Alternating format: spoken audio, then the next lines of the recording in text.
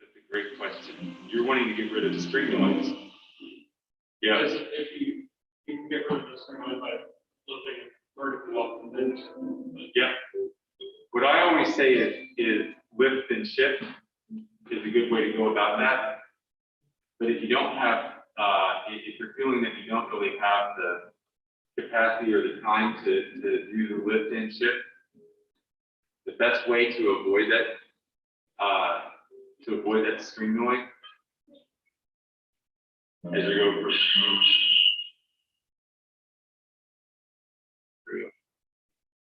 you go from one position to the other, that string noise is inevitable. You're not actually lifting. But you want to practice getting rid of that. I do that in increasing intervals. Try this, everybody. If you can do this exercise. Stay there, and you shift only one fret.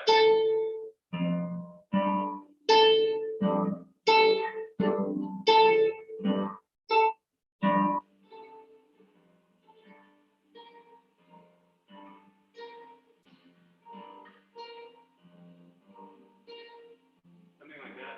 Now, so you can skip the one three part is not what we're actually practicing on. Really just practicing 3 and 4. Yeah. What happens with the string noise that we're creating happens more so when we have like a round bass string scratching against our palate, right? So we have to lift vertically, straight up, and then shift, and then complete the shift.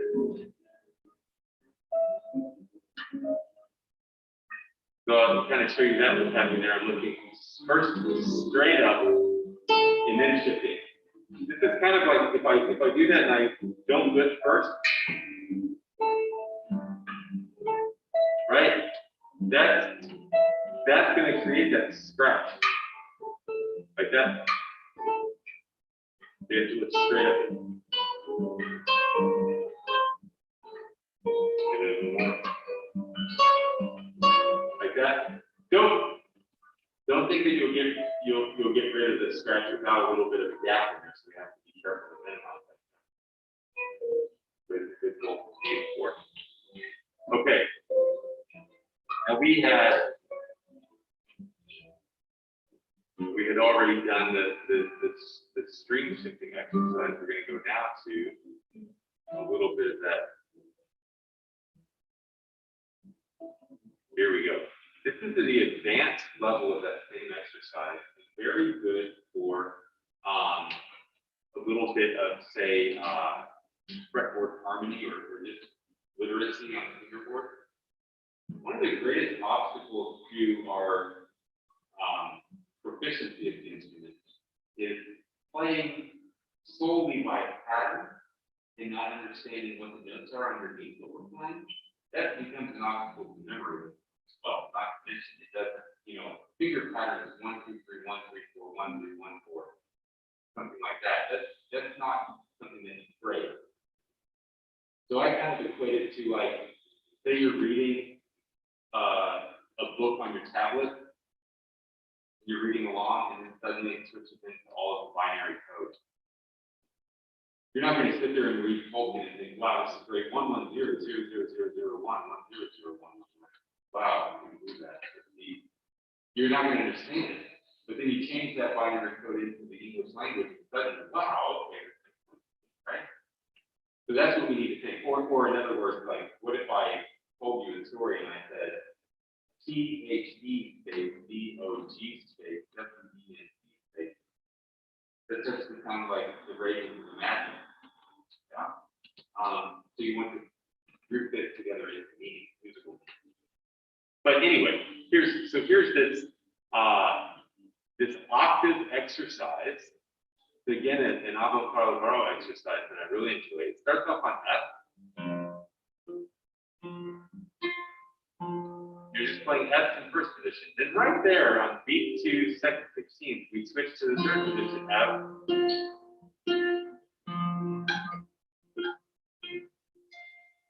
And we get to that high F there. Can we work our way back down?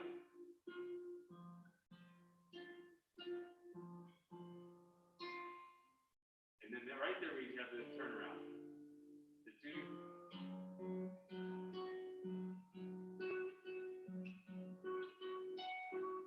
And I think I'm just using P-I-P-A, P-I-M-A, or sorry, I-P-M-A, I-P-I-P. I'm not doing exactly the right thing.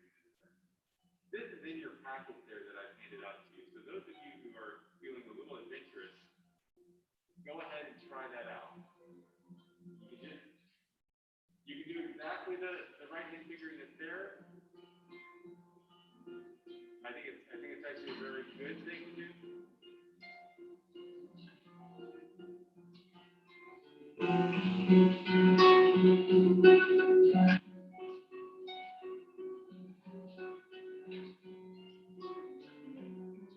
And then the D.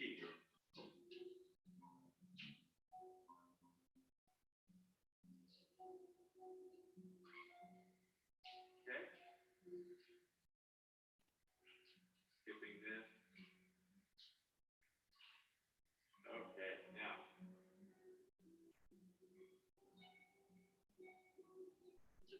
There it is.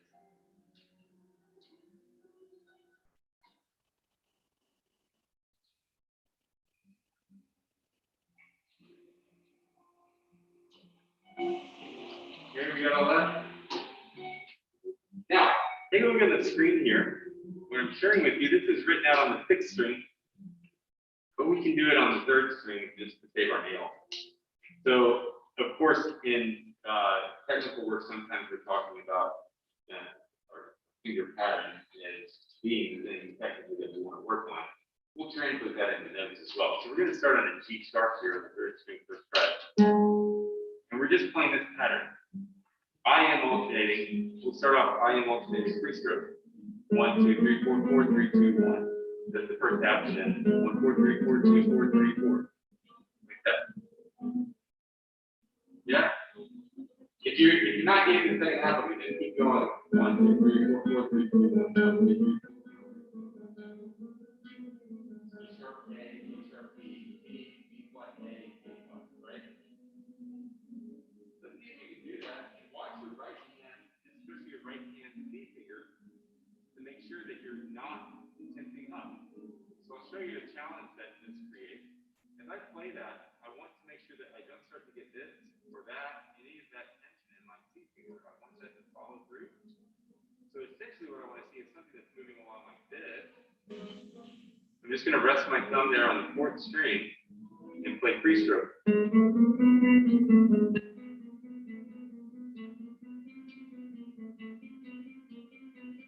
can see in my hand I have a little bit of very slight motion there in my 4th finger. But it's not tense. Get a good view of what this is moving. So it's moving along with, not coming up here. You don't want extension. You can also, if you're comfortable doing it, you can keep it completely relaxed if your hand will do that.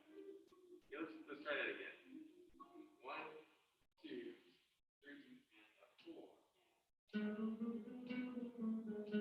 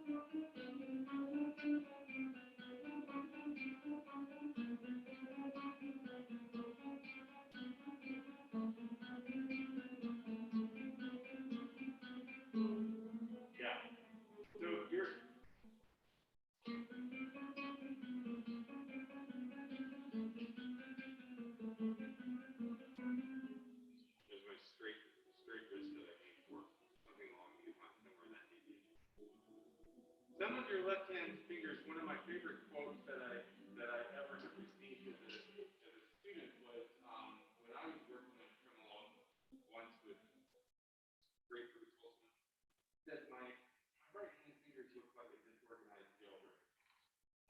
Which I think that's very descriptive. That's the great thing when you have zero aim for where your fingers should be going. You're just kind of going every which way they can to kind of escape to the fury that's chasing the fingers in that faster tempo.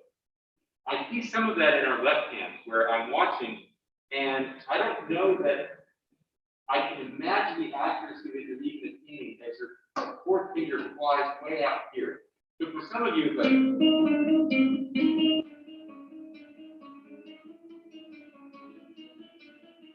got like head fingers here, you know, with your hair going every which way your fingers are doing that. Let's try to get a little bit of discipline in that and less tension in the hand.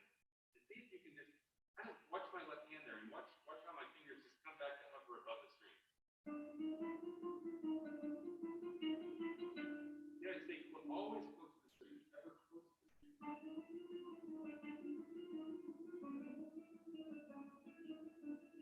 You can go, actually, I should set a good example by going slow. This is a very good practice technique to watch how fast I move to the string. And away from the string. I move to the string and off the string very quickly, but I'm going at a slow tempo. Okay, so try that at home if you haven't already been practicing with fast motions but slow tempo. Here's that pattern again. See if you can try that pattern. Start anywhere you like on the string. Yeah, and let's do that together. Just going really slowly, moving fast. Let's kind of change it into 8 notes. 1, 2, 3, and 4.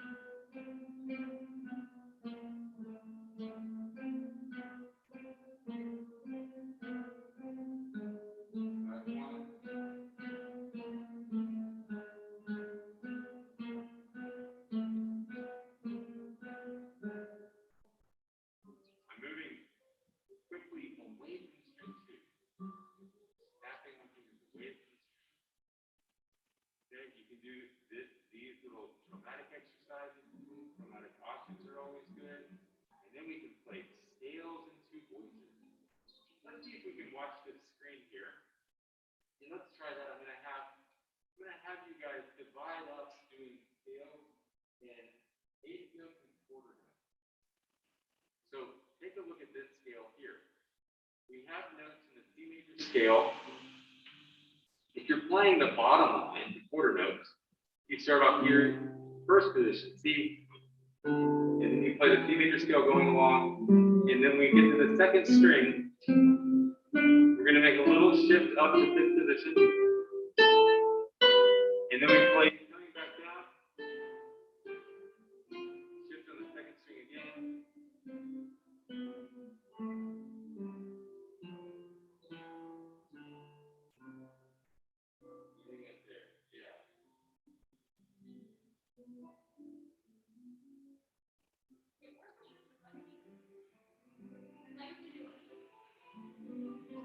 That's okay to do that too.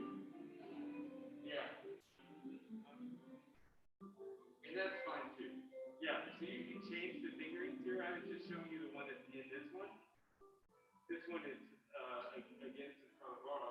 So it's always good to do your scales and different fingering if you haven't done this before.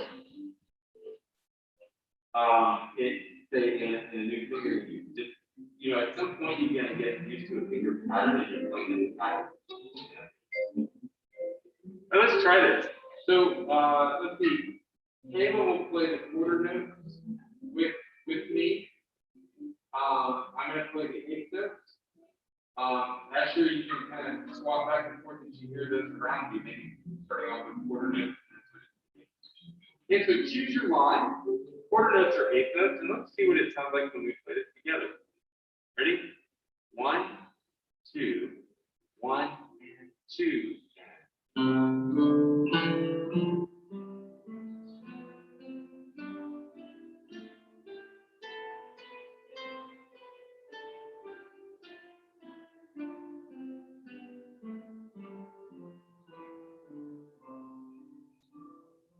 Good job. Yeah. Let's do that again. Yeah, we'll do it twice. So those of you playing the eighth notes, we'll do it twice. And those of you playing the seventh, that's doing the whole one. Ready? 2, 3, and 4.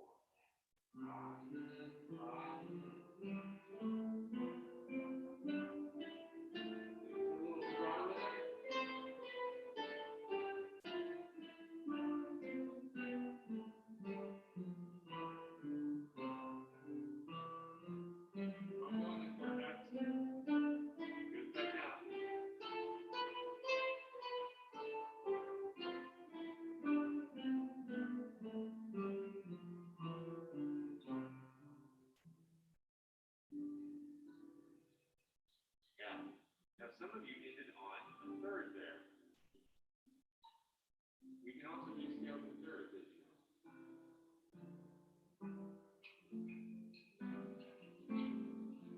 These are all good exercises to do. Also playing, so those are harmonic intervals. Playing melodic intervals in thirds is also a good practice.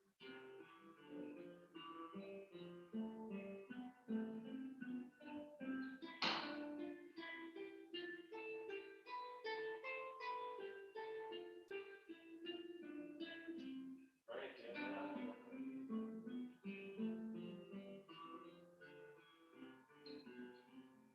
Something along those lines, right?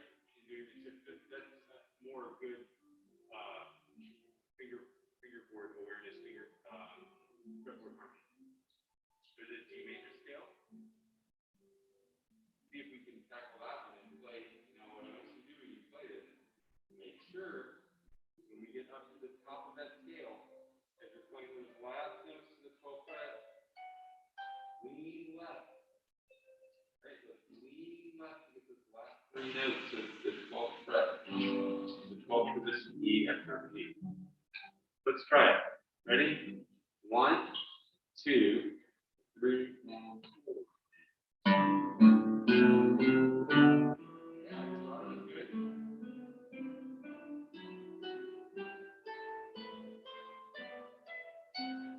I'm hitting this early. There we go.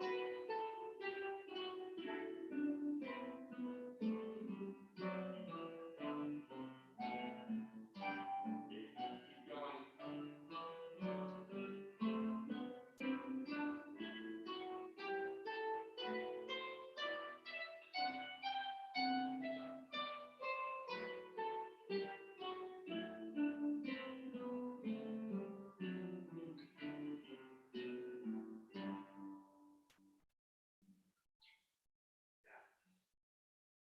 Now, for a real challenge, can we play some cadences in that key? Maybe let's try, for those of you who are familiar with neural left first, that was first and not the accordion. So let's try a 1, 4, 5, 7, 1, 3, E major. We're going to put I and A on the first 3 strings, thumbs on the bass string, 4, 5, and 6. And I want us to do it all in third position. See if you can stay in third position for a 1, 4, 5, 7, 1 progression. Play half notes. Ready? 3, 4. 1, 2, 3, 4. 1, 2, one really. That's not a soprano line, that's more so a bass line. But the gesture there is saying in third position with the point. Yeah. Okay, now if you want, play it any old place you want. The chords that we're playing are G major, D7, G major. Okay. Everyone see if you can get those chord voices going and play it in any position you like. Ready? That's fine. Yeah. 3, 4. 1, 2, 3, 4. 3.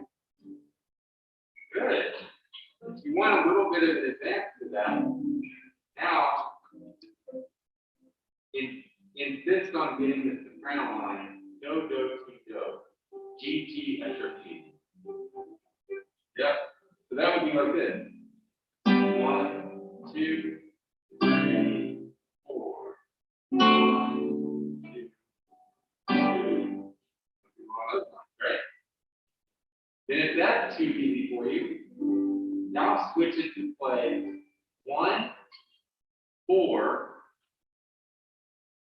5, diminished 7, 6, 5, or 5, to 5, 7, to 1. And we'll use the borrowed fully diminished 7, 6, 5, 5.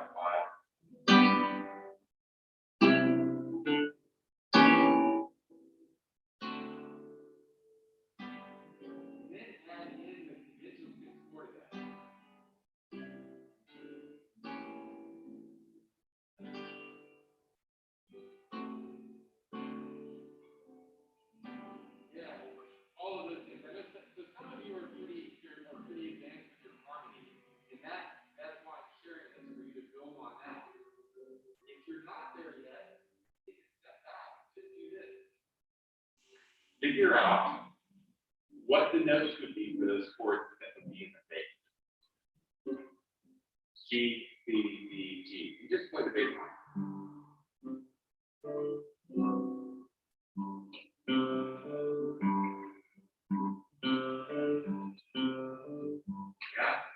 Play that at the end of your scale. During development, where it's for harmony and switch to harmony.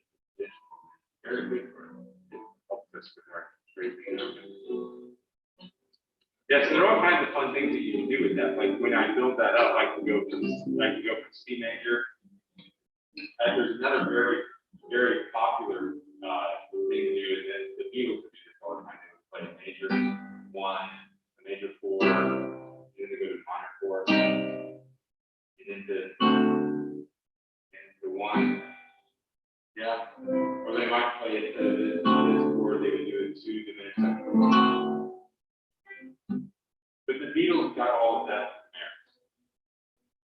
And Merritt got all of that from his contemporaries. Those are the Beatles.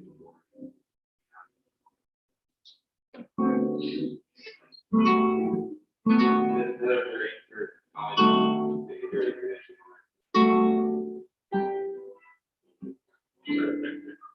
okay. Any questions so far? Any questions on anything so far?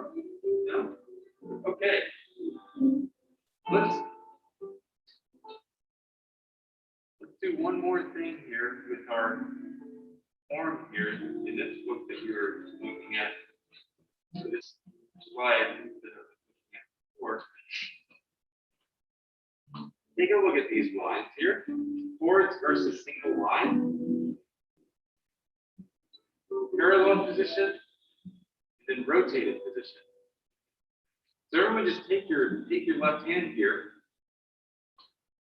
and imagine that you are turning the doorknob with it.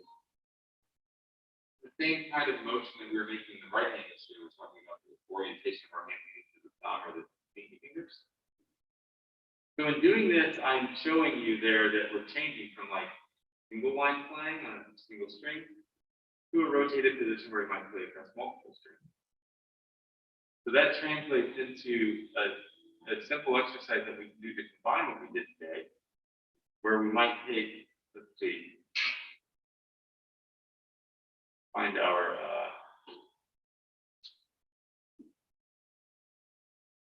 stretching exercise here for you. And there it is. So I'm going to share that, and we're going to see how we can play a little fun pattern here. So this pattern right here, we can put our fingers 1, 2, 3, 4 across the string. I'm on the first 4 string, and I have the first finger on the 4th string, second finger on the 3rd string, the 3rd finger. My pinky finger is on the 12th fret. Yeah. So I'll show you, working with that, I'll show you what this does. This is stretching. You move one finger down, and then the next. Right on the bud, no bud. Right, and so on.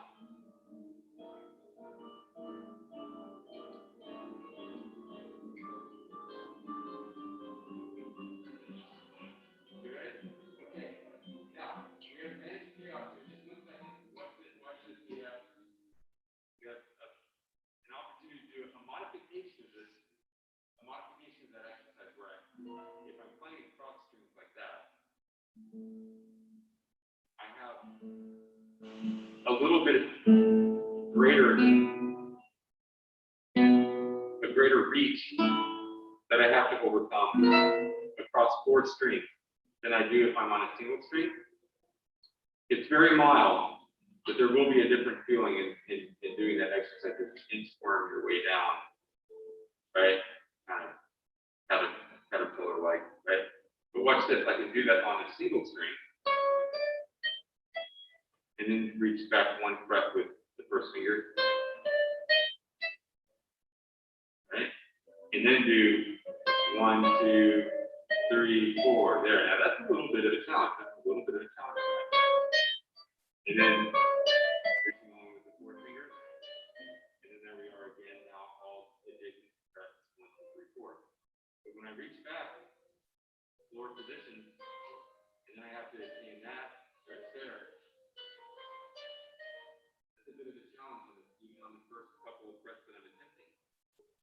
You can add variation to this if you want by doing this too. You can go across the string.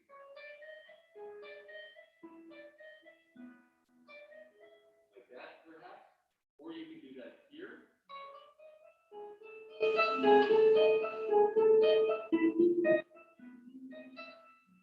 And then do it with the first 3.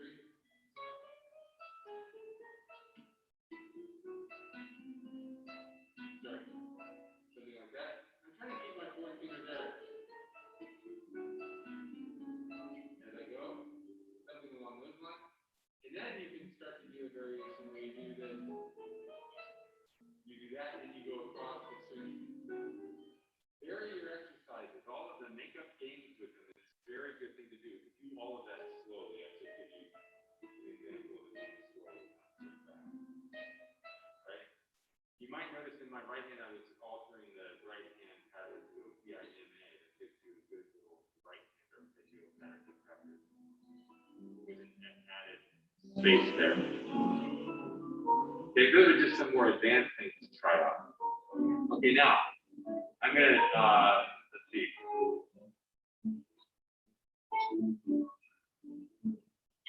There we go. Okay, so class, I want you to see the little thing here. The last thing we'll do today before lunch. We have this kind of anatomy of the hand that we're talking about. Let me go back in here to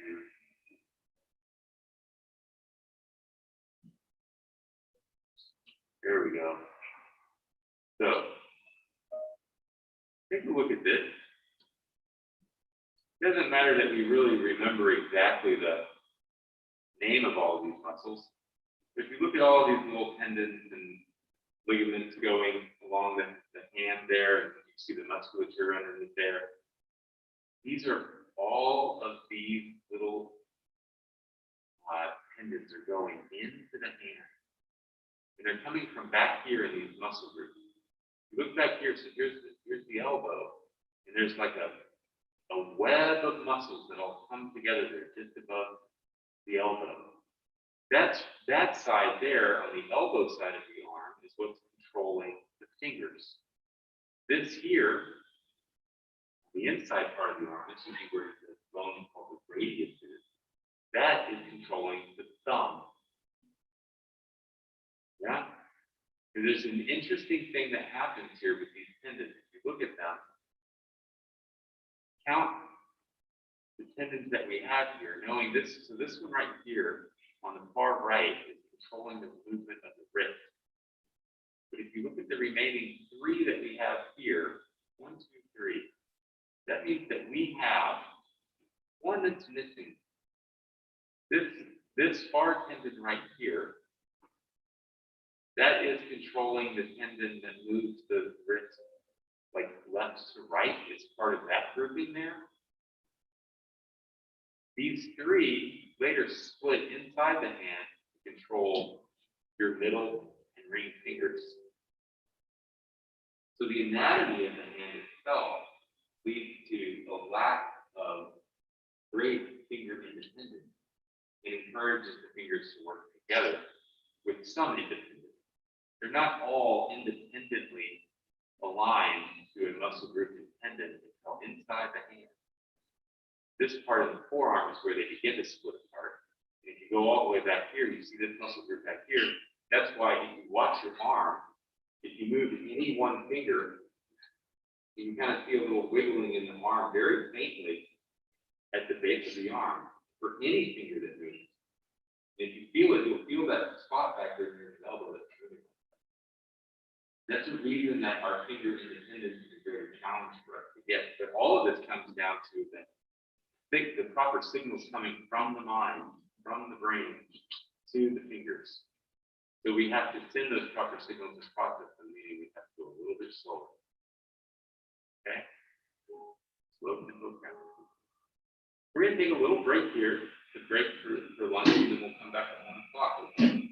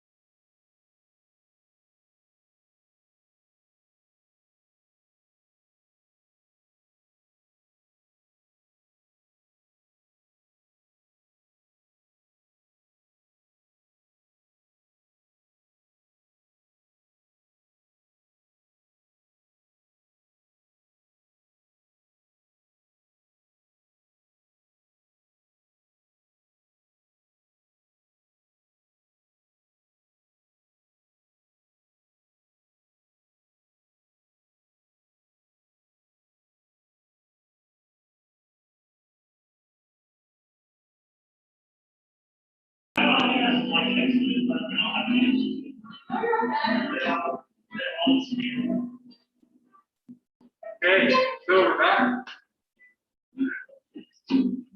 We're gonna have to, I think, get taken in here.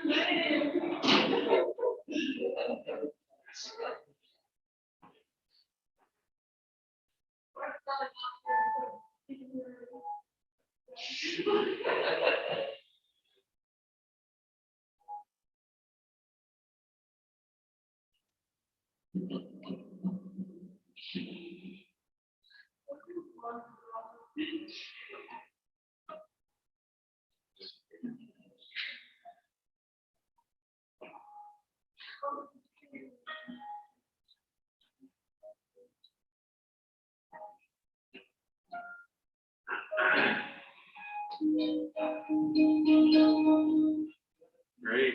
Stand close to you. And it's the baby is here.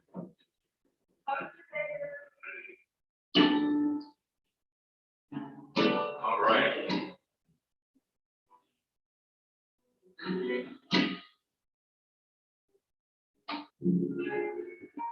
Okay, so it's great to see Mr. Hagan here again.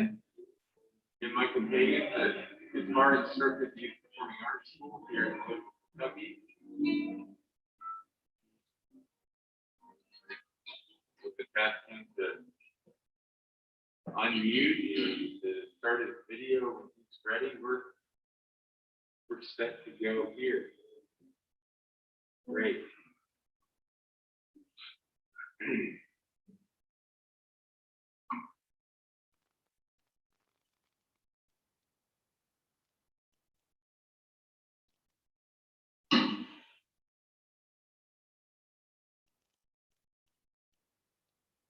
All right, just sending him a note that we're all here. Looks like, yeah, looks like Mr. Hagan is there.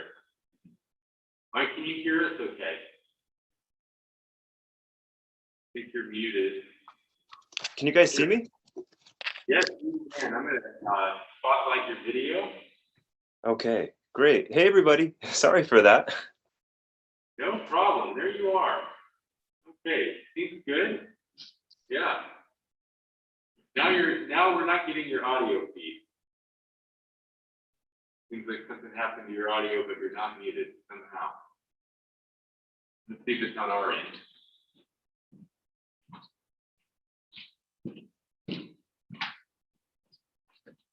You got the volume up. Can you just say a little check or something like that? Okay. Let's see. Not getting audio there. Try down here.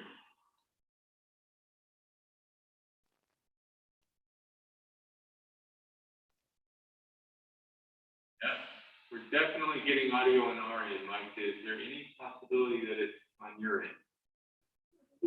Yeah, he's gonna leave and come back in.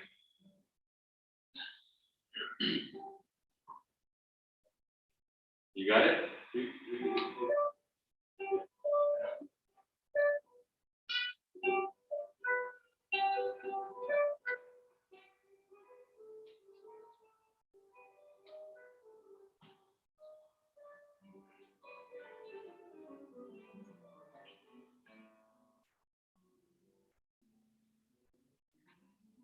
so you all watch for Mr. Hagan to come back, and while we're waiting for that, we're going to sort ourselves to who's playing what when. Nathaniel, I would definitely like for you and Cole to play for in the 2 o'clock hour. Katie, Ella, Katie, you have a preference to play for? No? I kind of play for 10 because I play for 2 days. That's what I figured. Okay, so Katie and Ella, Mr. Katie has some stuff prepared to talk to us. It won't take up the whole time, but then you guys can play for Katie, but Mr. Katie first, right? Yeah. So maybe you can play a little bit for each. If you want to be more ideal. It doesn't matter if it's the same thing. Yeah, you can play exactly the same. There's the Mr. Kagan again. Can we hear you now? Yeah, can you guys hear me? We can hear you just fine. Let me see if anything happens if I make sure your video is the one that we see. Okay. Okay, now do we still hear you? Yeah, I can still hear you guys too, so this is great. That's good. Okay. Awesome. So I think you have some materials that you want us to share today.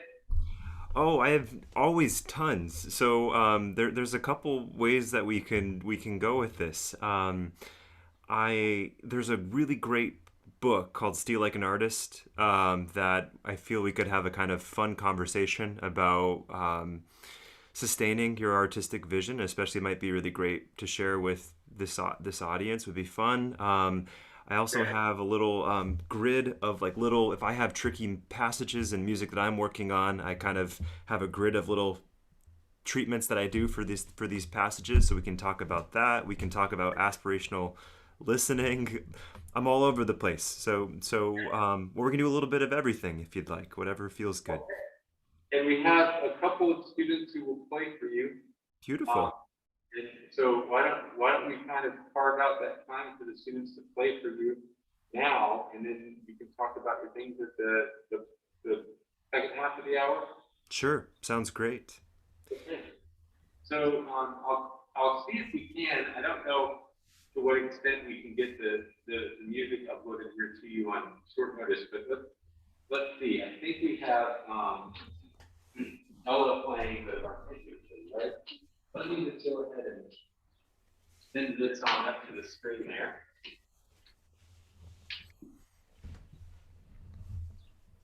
What piece is this, Doc? This is Arpeggio Study from the FJH series. Okay. I'm sure you'll recognize it once you see it. And I'll share it with you, of course.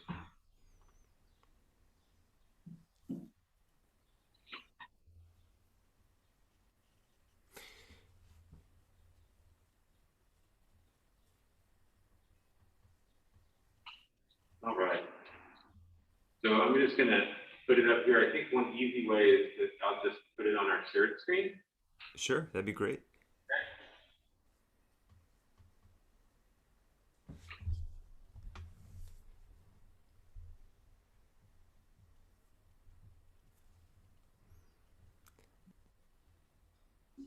Oh, you know what? I need to do something better than that. I just thought of it. Do you want to just email it to me too, or I can do that. Yeah.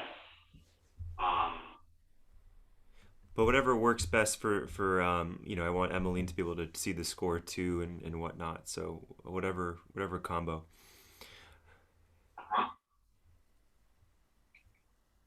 So while we're waiting for that, Peyton, Wyatt, I see you guys back there. How was your? Well, yeah. Hello. How was meeting Dr. Abril? How was what else have you kind of watched or listened to since I've seen you last?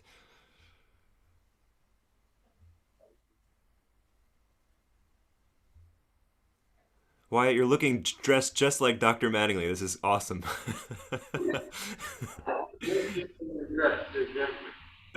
Got good taste. How was Dr. Abril's class? Who played for him? Did you all play for him? Yeah, Wyatt was not here that day. But Yeah. What did you get? What did you play for him, Peyton? Oh, the new piece. Great. What were some things that he said? Let me go back because I thought I was. Oh yeah, I actually got Chris. Hold on, I just wanted to. Oh yeah, we talked about this kind a lot, and we talked about like when to roll chords and when not. Gotcha. Great. So do you feel like you have a system for when to do that now and when not to? Yeah, and we also talked about like getting that ending more dramatic, which I like. I'm happy about that because it's like a really easy fix that I can do. Beautiful. That's great. And then what else? What are some other topics you guys have been thinking? I'm sorry, I'm not including everybody here. I only just see you guys there in the corner. But what were some other topics that you've been working on the last couple days? I have a lot about like writing and stuff. Right hand thumb, like moving from like the bass joint, or like what are you thinking about when you're thinking about your thumb? Well, that's like something you first talked to me about during first half class. Like getting my phone at like I think it's like 45 minutes. Yeah, I don't know. Wait, you weren't even there. Yeah, but yeah, like getting it like this angle. I'm so sorry across the TV, but it's like getting it like a 45-degree angle.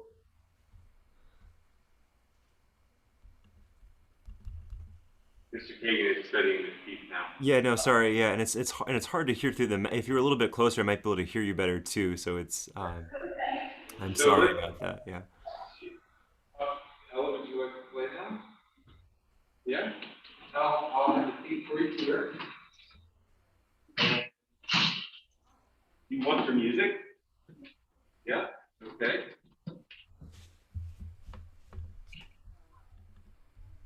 And there's some music. And Mr. Kagan, do you see the score okay? Yes. Yep. Now, how about seeing Ella? Do you If see? yeah, well, if I could be honest, the preference would be for you to. Can you email me that real quick so I can keep the screen pinned on Ella, and then I can just have that on the side, the score. Because I have to choose either or right now, and I'd rather see Ella than not.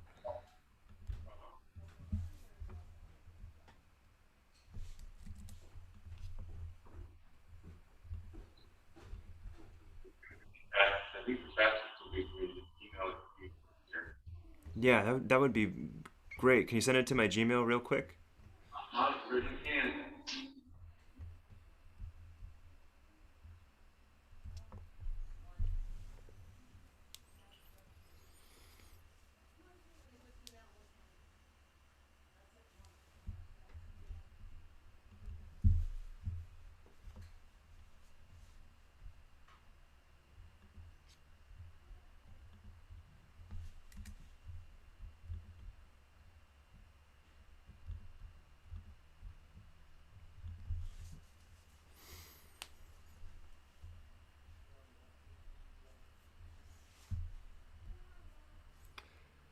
Sorry, guys. Thanks for being so patient. It's fun to do this remote and to be involved with it, but we just have a couple extra steps. Whereas if we're in person, we'd be right in it. But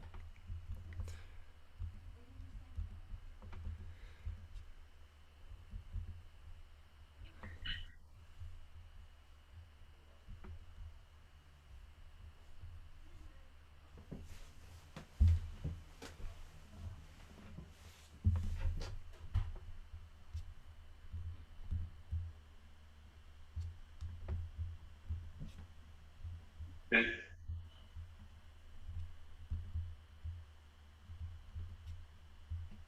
I'm sharing the screen now so that you can be there. And I'll just go ahead and add us here, got it. right? All right, beautiful. And I just got the music as well, so that's perfect. Great. Okay. Great. I'm gonna give you another view here too. You probably see me here on camera. So you'll be able to see Ella a little bit closer here if you Oh, like. this is wild. This is so cool. There we go. Oh, that's perfect. Hi, Ella. Okay. Ella, I'm so excited to hear you play. Whenever you're ready, I can't wait to hear it.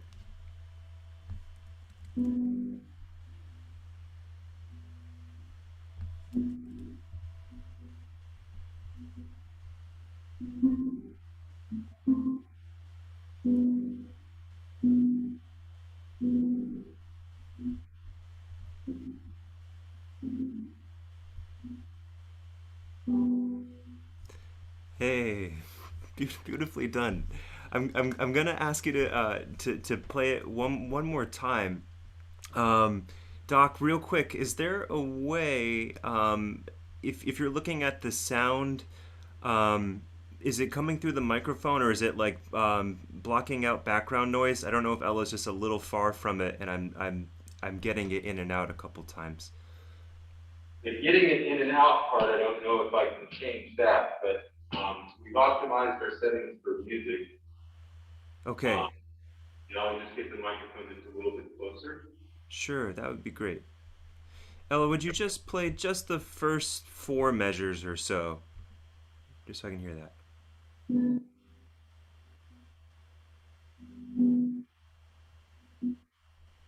Doc, can it go any bit closer?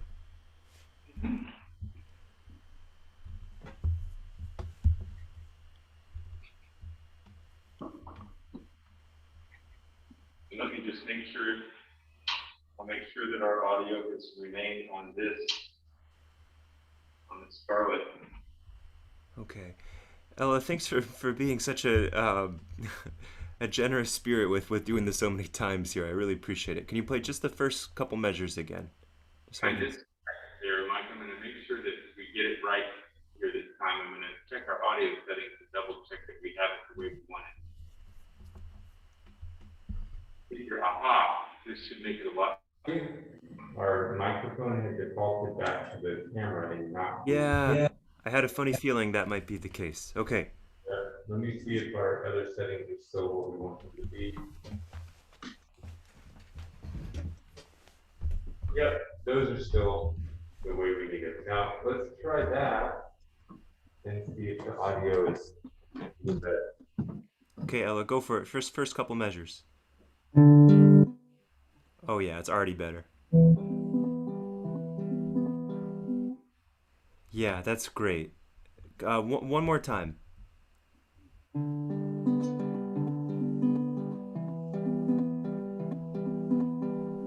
Yeah, I love it. Okay.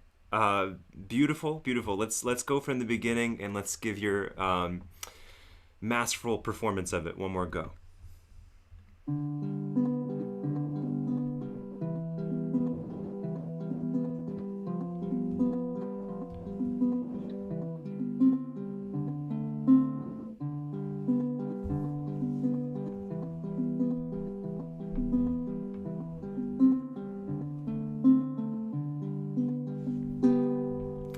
Oh, beautiful, beautiful. It's lovely. I definitely, and I know I have a couple things that we can do, which I'm really excited to see how this is going to unfold for you. Doc, real quick, how much time do I have just so I can be sensitive of that? We're going to spend about 40 minutes total on this, so about another 20 minutes, and then Oh, 20 minutes on your material. okay. So 20 minutes with Ella, then another 20 minutes with someone else. Did I understand that correct? 20 minutes with everyone. So 10 more minutes with Ella, and then 10 more minutes with someone else, and then 20 minutes with your material. Okay. Okay. Got it. Got it. All right. Then let me cut right to it. I'm gonna let's see where this score is real quick.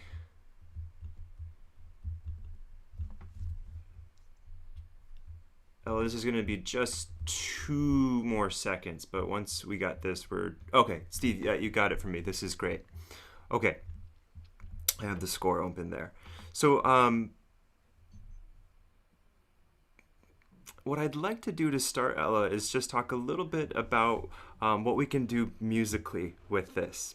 And we'll kind of look at some areas where I think you can add a crescendo and where you can add a decrescendo, and then where you can be a little bit more flexible with the time. So, Ella, would you play the first 8 measures for me one more time?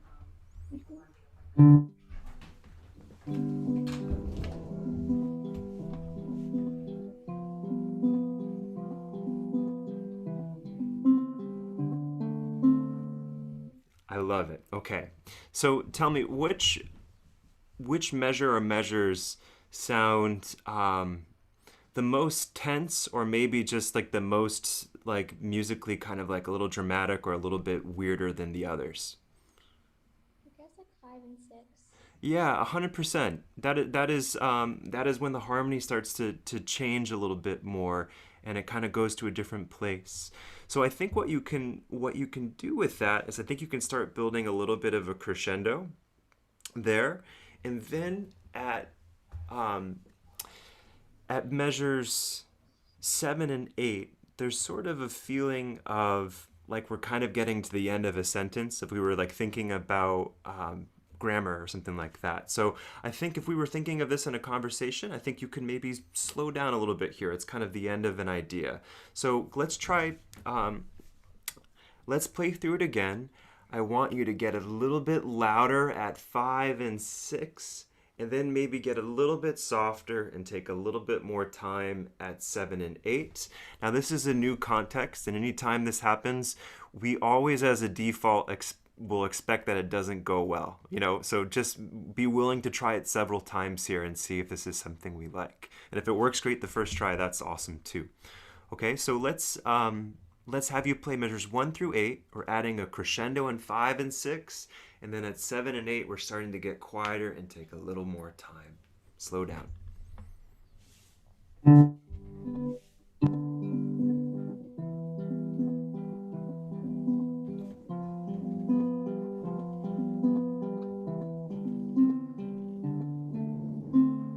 Oh, you play like a dream, Ella. That was so beautiful. Fantastic. Okay. I always want to make sure this is, I know it's not a fluke for you because you're such a great musician, but let's hear you do that much again.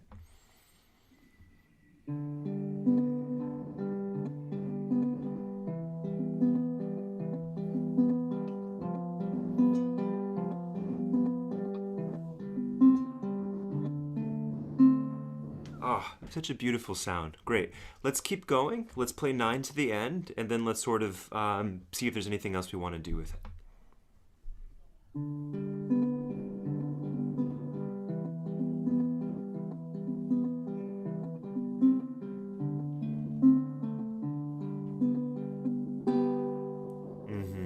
Lovely. So 9 through 12 has more of a feeling of kind of like closure to it in a way. So let's apply that same sense of I guess with my students I often say parking the car, right? You don't want to like just go very abruptly into a parking space. You want to slow down before you get there. So let's do the same thing. Let's add a little bit of a ritardando, or you slow down a little bit, maybe around 14 or 15, and then play those last two notes. I'm sorry, the last double stop, the last measure, even softer. Have a softer landing. Think a little bit more cat-like, and add a little bit of vibrato at the end. Okay, and just stay with it. I think. Well, let me just say that, and then we'll talk more in just a moment. Okay, so do another ritardando at the end, and play your last chord softer. Add vibrato. Starting at 9.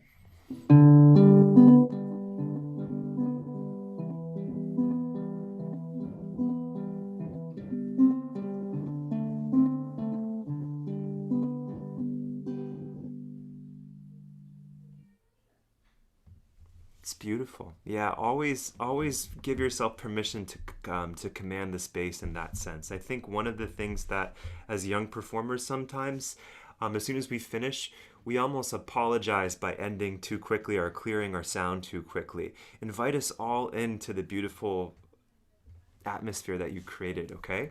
So I think you can slow down even more. Do even more the second time, okay? So let's play 9 through the end and slow down even more in those last measures. Almost make it comical. Go too far with it.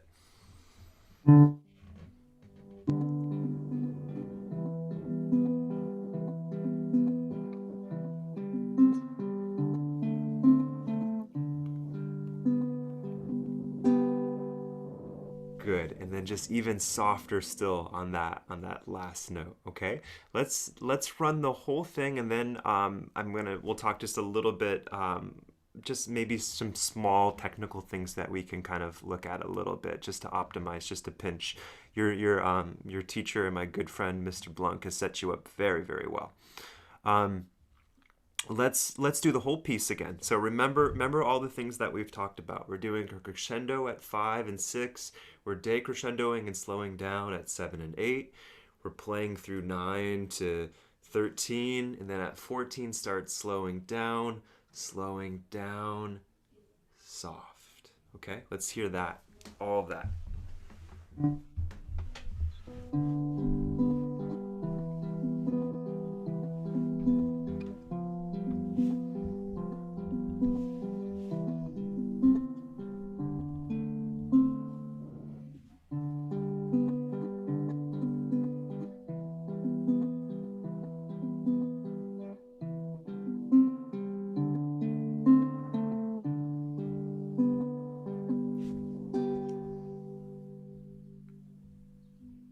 What do you think? Do you enjoy playing it that way? Okay. So when you're just to ask a quick question, when you're playing a piece of music, when do you make these decisions? How do you make these decisions? Have you made these decisions before about when to slow down and when to speed up and when to play soft and when to play loud? What's your experience with those kind of choices? I haven't really done that much. Say that one more time. Oh, I'm sorry. Just your guitar's coming in perfect, but your voice a little soft. I haven't really done that much. You haven't done that much. Okay, well, I think what I would just say is one of my favorite musical thinkers is this guy named Seymour Bernstein. He's a pianist. There's a documentary out there called Introducing Seymour, and it's really really awesome. He has a great book called With Your Own Two Hands, and he had this one sentence that I love. It says, "Eavesdrop on your musical intuition." So I asked you a question about which measures did you think were a little bit weird in measures 1 through 8, and you knew exactly what you wanted. So I think when you have these little intuitions, explore them and see what happens. Oh, these measures are kind of weird. What happens if I get louder there? What happens if I get softer there? And start experimenting a little bit more. Before we jump to the next person, I want to just give you just a little bit to think about with your technique, just a pinch. There isn't a ton to talk about here, but hang on one second and make sure that my frame is good. So right now, Ella, I sort of see like your wrist is a little bit lower and your fingers are maybe a little bit less flexed than I would normally do it. And again, you're having a lot of success here. But what I want to invite you to try for a moment here is, again, so let's just make our fingers super straight for a moment. And what I want you to, and put your index and middle on the third string and second string. And again, go for super, super straight. And then it's these middle knuckles right here. If I bend them, watch what happens to my arm. So as I bend these, see how my arm comes a little bit more forward like that? So maybe everybody in the room for a moment, if you want to just, I want to, obviously this is Ella's class right now and I want to be sensitive of that, but just take a moment to try that, everybody, where you're going from having your fingers being very straight and then bend from these middle knuckles, and you'll notice what happens is your shoulder and your whole arm is going to come a little bit more forward like that. Okay, so Ella, I'm gonna get your screen pinned here. Give me a second here. Sorry, I'm a little slow. But yes, okay. So right now your fingers are really straight, and now what I want you to do is bend those middle knuckles and bring your arm a little bit more forward, so your hand's a little more fist-like. Can you try that? Okay, good. And then Ella, can you move your chair a little bit? I'm trying to think from your position, maybe like counterclockwise. Yeah, that's great. And make your footstool go there with it too, just so I can see you. That's perfect. Okay. Okay, good. I like that setup a little bit, just a pinch more. Make sure that your pinky is slightly flexed as well too. Oftentimes we get the lightning bolt pinky where it kind of juts out like that, but make sure they're slightly flexed like that. That's a really beautiful setup. And then also just make sure that you have enough wrist height. So maybe take your left hand real quick and just make sure you have 3 or 4 fingers between you and the soundboard. In general, the thumb tends to like a slightly higher wrist, and the fingers like to be a little bit lower, something that I found, so you kind of have to find a space in the middle. I love what your hand looks like. How about we try that hand position real quick, and why don't you run the piece one more time with all those interpretive things? It's a little different, I know, so don't sweat if it's not what it normally happens.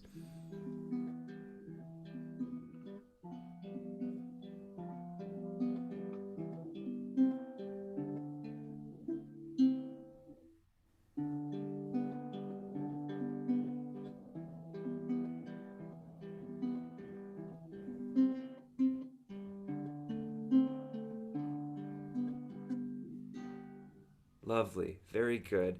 One small thing, you don't have to do this, and Mr. Blanc and you can explore this some more too. But I've had periods in my life where I've actually like taken a rubber band and I've put these two together just so I can feel that kind of feeling in the hand. So that might be something to explore a little bit. But uh, it's hard to make these changes on the fly. But this is something you already have a really beautiful alignment between your wrist and your knuckle. I love that you have that straight line. I find that your fingers are a little bit looser, and I think you'll find that in time, you'll be a little bit more accurate and a little bit closer to the strings if you, again, what we did here, Elo, is we bent from these knuckles, and that brought our arm a little bit more forward.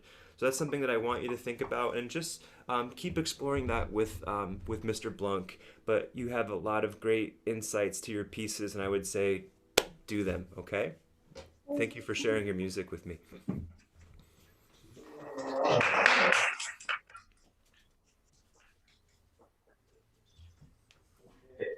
So, if you want to play now, what are you going to play? What are you doing? And then I will.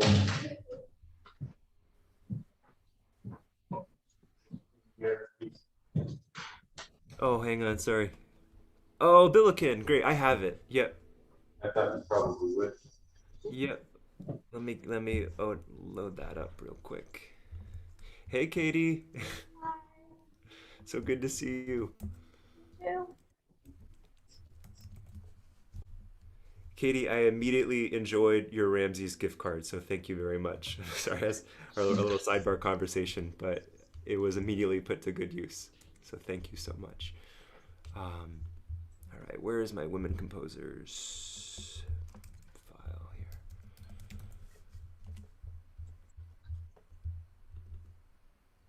Okay, Katie, I'm ready if you are. Hang on just one second. I'm going to go ahead and share and screen share this.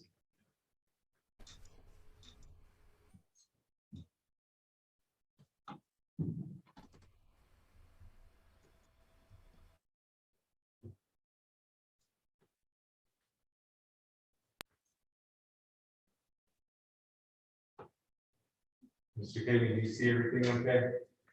I have the score up on my side. If you're Great.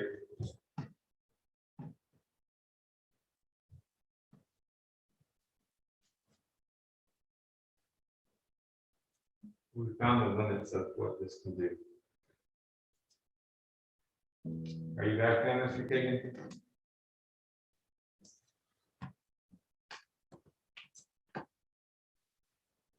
Huh, okay. Well.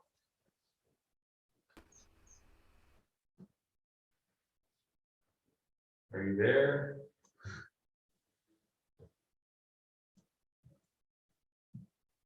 There we are. Can you hear us, Michael? Yeah, I can hear you now. I don't know what happened, I don't either.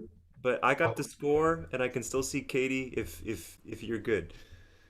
Very good. All right. Well, I'm going to go on and just try this again.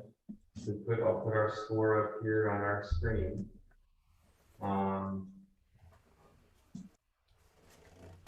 and share it with the class.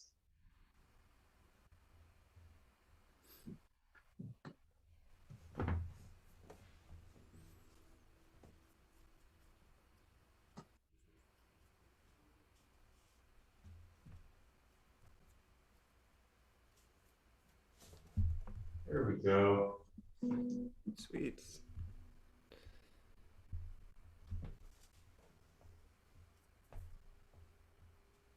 Okay, so we can see the score down here in the class as well, and I'm going to share it with those of you online so you can see it too.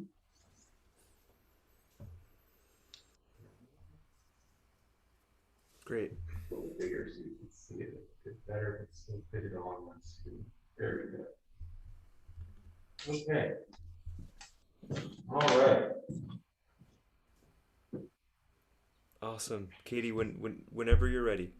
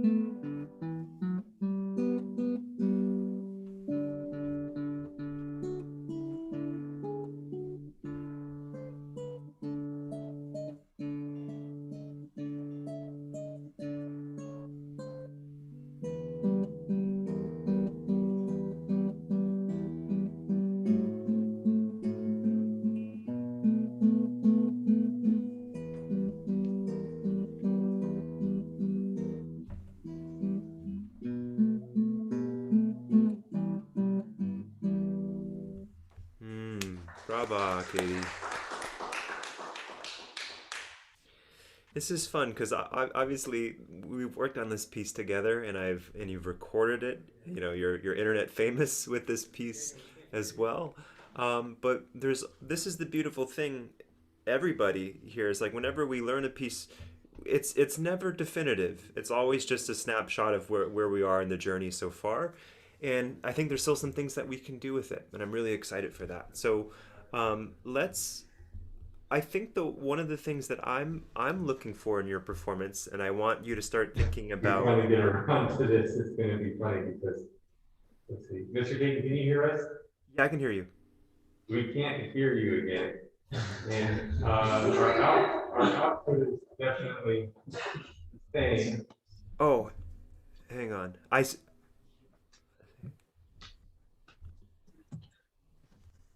Can you? How about now? No? Can you guys hear me now? We sure can. Okay. Yeah, I had the same problem where it kind of defaulted different microphones here. So this is good. Uh, I lost your video that had just Katie on your phone. Okay. That back down here. Great. This is good. Okay.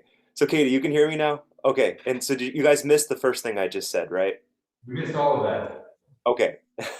So Katie, I was complimenting you, saying how wonderful of a guitarist you were, how internet famous you were, because you've already recorded this one for the Women Composers concert in May. But the beautiful thing is our work as artists is never done. It's never definitive. There's always room to grow, and the piece changes as we change as well too. One of the things that I'm excited for you is for you to have more expressive options available to you, and that when you're just in the same way when I was working with Ella, I want you to have when you start checking in on your intuition, I want you to have more paths to go with it. So one of the things that I think would be really great for this performance is adding a little bit more vibrato to those melody notes. Okay, so how about we just play just the melody, which is just those top notes, and can I hear you do a little vibrato on those?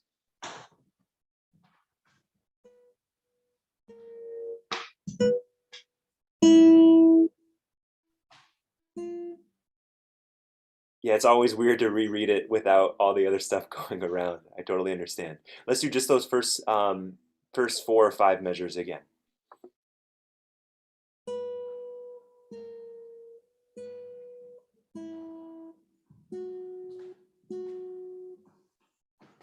Yeah. Okay, so now tell me something. When you play them just the melody, what do you have any places you want to go with it dynamically as well? As you're playing it, do you think it's all the same, even?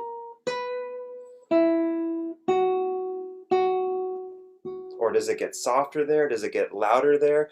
Guys, in general, whenever we have notes that repeat, something's got to change, right? The dynamic direction should go somewhere with it. So Katie, how about we play measures 1 through 8 now, just the melody.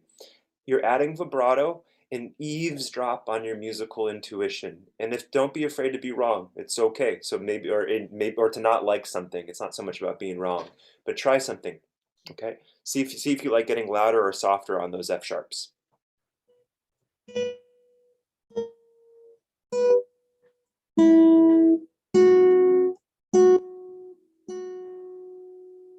Good. What was your experiment? Can you tell us what you're going to try this time? I think I tried doing a crescendo at some point, and yeah. Sorry, Katie. I'm soft spoken too. So can you say it one more time? It just didn't pick up. I'm hearing your guitar great though. I tried to do a crescendo near the middle, and it. Okay, try that one more time then, and let's explore it again.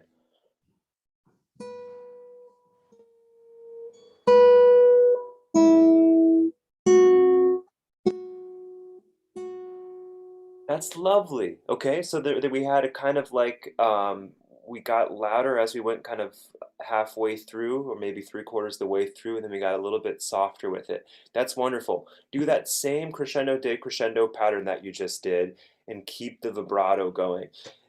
Ladies and gentlemen back there, one of your not only should you yes, not only should you eavesdrop on your musical intuition, remember that vibrato is life support for the note, okay?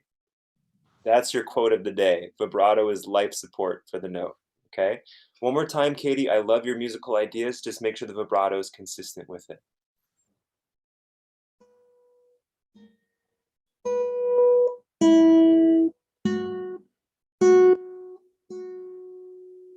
Oh, that's so beautiful. Okay, I'm gonna just, I don't wanna take too much time doing this, but I wanna keep everybody in the room engaged with this exercise for a quick second.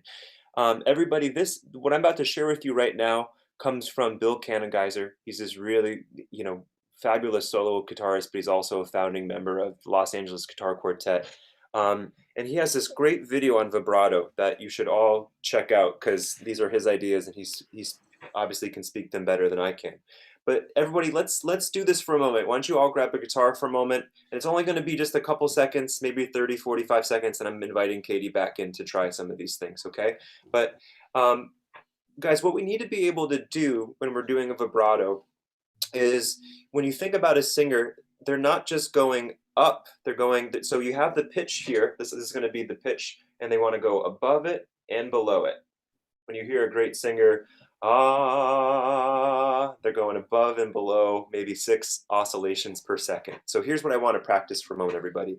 Everyone put your ring finger or third finger on the 7th fret on the 1st string. And what I want you to do is I want you to play the note and then bend it that way. And you'll hear the pitch raise, it'll get sharper. So see if you can hear that. I'm keeping pressure on the string, and I'm just sliding my finger to the left, and it's sharpening the note. Hopefully you can hear it on my end. And then the same is true if you leave your finger down but kind of shift towards the right side. Now it's getting flatter. You hear the note getting lower in pitch, ever so slightly. So go up, go down.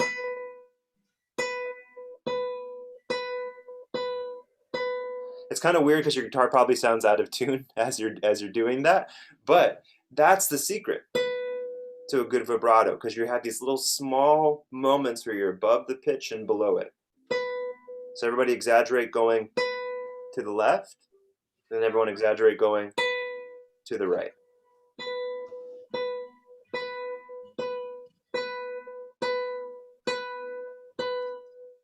And then eventually shake your finger off if you need to. And then that's the key to a great vibrato, is that. Other things to experiment with are having more fingers on the string, less fingers on the string, thumb on the string, no thumb on the neck. So Katie, why don't you try that real quick? Why don't you play your B on the 7th fret, and then try having take your thumb off and see if you have a better vibrato. And then put your thumb back on and see if it gives you anything more. Now let's do a couple more experiments here for a moment, 'cause this is all just helping us move closer, hopefully, to a technical truth or an artistic truth. Let's put down our 3rd finger, our 2nd finger, and our 1st finger. So we have 3 fingers on the string now. So it's on the 7th fret, 6th fret, and 5th fret.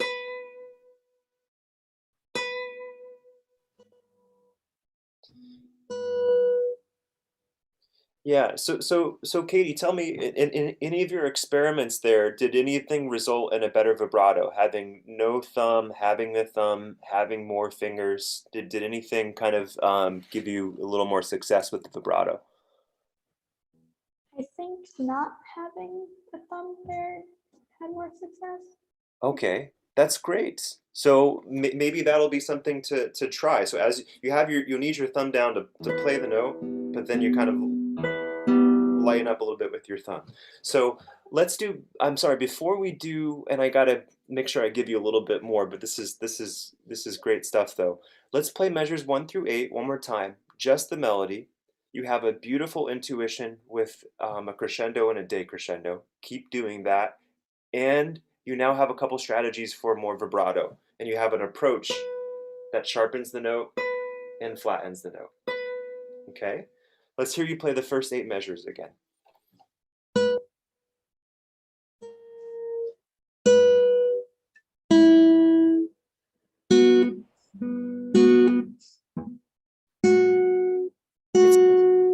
It's great.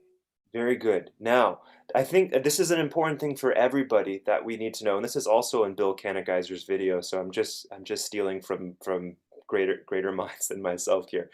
But if you listen to a great singer, oftentimes they'll maintain the vibrato when they sing. You know, so like when they sing a note, I think a lot of guitarists will go and they just stop it. They kind of just do a vibrato kind of early. So make sure you keep shaking the note. Okay, so keep that going, even if it's not producing a sound yet. Just that you're thinking of that that aesthetic. Okay, so one more time, that much stuff, Katie. A lot of stuff in your brain. Keep going, keep shaking.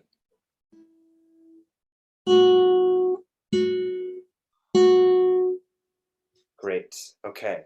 One more time, then we're going to add in all the other parts. Okay, one more time, just melody.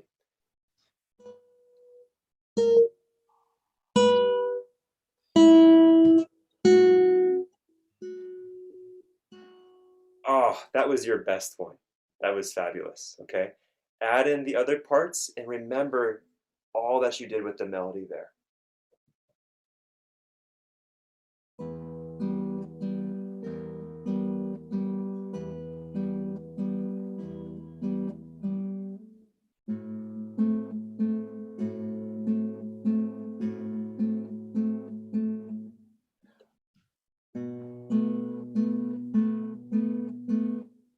Beautiful. Really, really great. Now I have one more thing for you to think about here. For us to really enjoy that melody to its fullest, we need to soften the accompaniment, okay? So when you play I and M, play them even softer.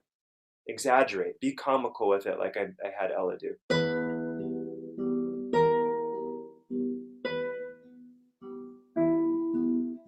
Sorry, I'm a little out of tune, but it's about you right now, okay? Even softer with I and M.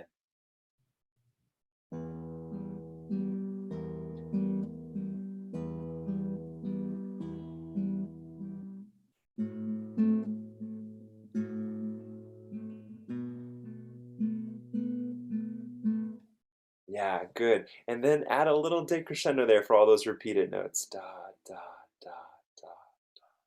Okay. One more time.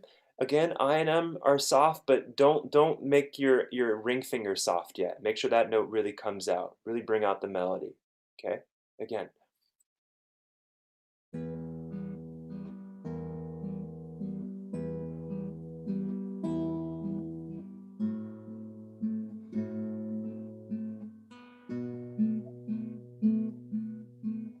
Yes. Awesome. Okay. Guys, I wanna synthesize some of those points for a moment here, and then Katie, I'll give you just gosh, there's so many. Doc, there's so many things I could do right now. I can kind of save the talk for about Steal Like an Artist and all that stuff for another time. Should I keep going with Katie, or what would be the most engaging thing right now? You should probably stop in like the next 5 or 6 minutes just for Oh, for the next okay. exercise. So everybody, I want to synthesize my points because I've been talking for a little bit here, and there's already a lot of material that we covered. And then Katie, I'll try to give you a kind of a couple things to work on as well too. I'm just sensitive of not having the time to quite work on everything. So guys, let's review a couple things about vibrato. Okay, yeah, this is not, I'm just giving thumbs up, but I'm also giving number one. Okay, so a good vibrato is not is the note goes, the pitch alters rather above and below the target note. So this is our target note B. Here's a slightly sharp B. Here's a slightly flat B. So a good vibrato has both the raising and the lowering of the pitch. So spend a little bit of your warm up each day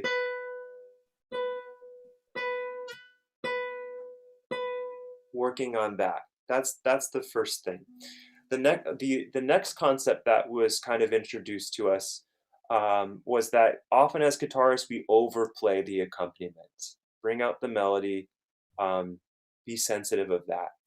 The next thing, when Katie just isolated the melody, we kind of realized where we stood with the music. Sometimes the music is so pretty when it's all put together that um, we don't always give as much attention. But if it's just a melody, we were like, gosh, I have to do something with this, right, to make it a little bit more engaging. So I think everyone, I would encourage you all to play your pieces just the melody only and shape it. Think about what the direction, where it needs to go. And then the other, I guess this is my fourth point here. As guitarists, we often do too short of a vibrato. We often just front load the note and then we stop. We want to make sure that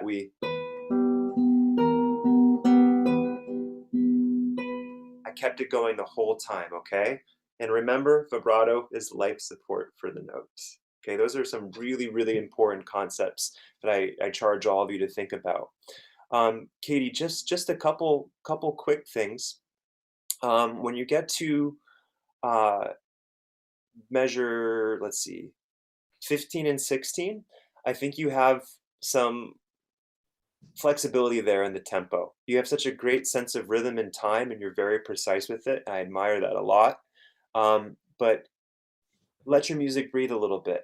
I think when we speak to each other, we're not so perfectly metrical like that. Okay, there's natural kind of accumulation in our speech sometimes. So Katie, let's go from measure 9 to measure 16. And then can you get a little bit slower and a little bit softer at the end of 15 and 16? And remember all the vibrato and everything else we talked about.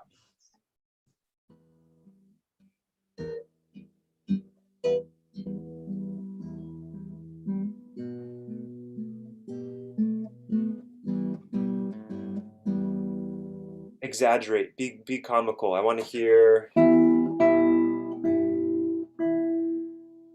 something like that, okay? One more time from 9.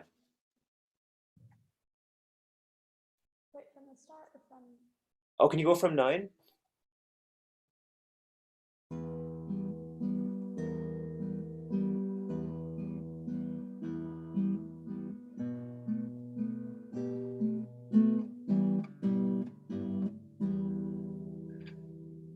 I want to ask you, it was even better. It was so good. I want to hear it one more time, even more time taken. Okay? Even more, exaggerate.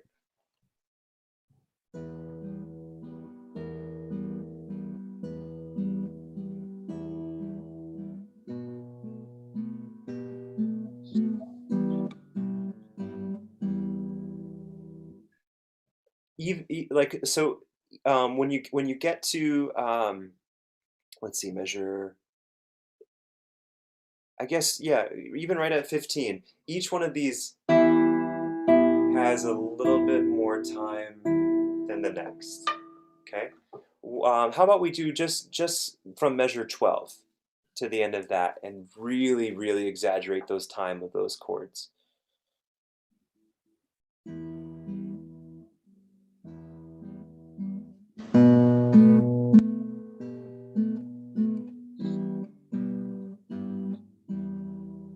Yeah. Okay. So I want to. I love all the slowing down you're doing.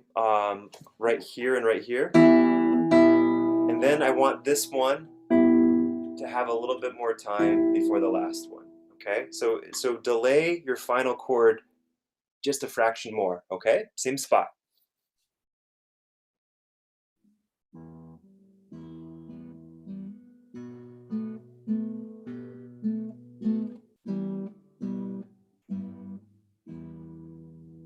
I loved it. Can you tell me what you thought about it? Did the audience love it? Did you guys enjoy the little slight more exaggeration to it? I think the more we record ourselves, the more sometimes we really think we're doing an idea, and then when we listen to it, we're like, oh, that's actually way more subtle than I thought. Now, subtlety is a really beautiful virtue, and but I think right now it's worth stretching that a little bit more. Um, Okay. So Katie, you have a lot of thoughts here about vibrato and taking time, and I would just say be less subtle with these things. You're a wonderfully subtle person. I admire that about you so much, but stretch yourself in your music a little bit more. Other kind of final thoughts here. You have a beautiful fermata right there. Then you have this chord.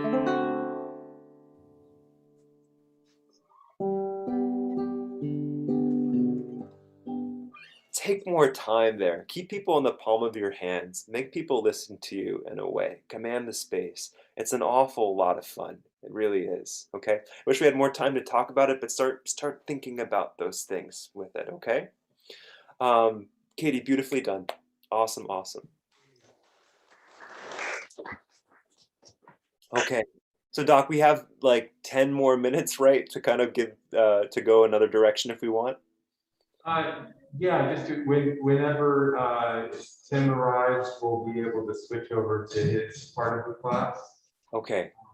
But sure, if you want to share some of those things that you had there, just ideas that were in there. Oh, yeah. Can you let me share the screen real quick? Share the screen? Yeah, can you give me permissions for that? Oh, yeah. There we go. Okay. Oh gosh, this could be a full class here. So let me see. Give me 1 second.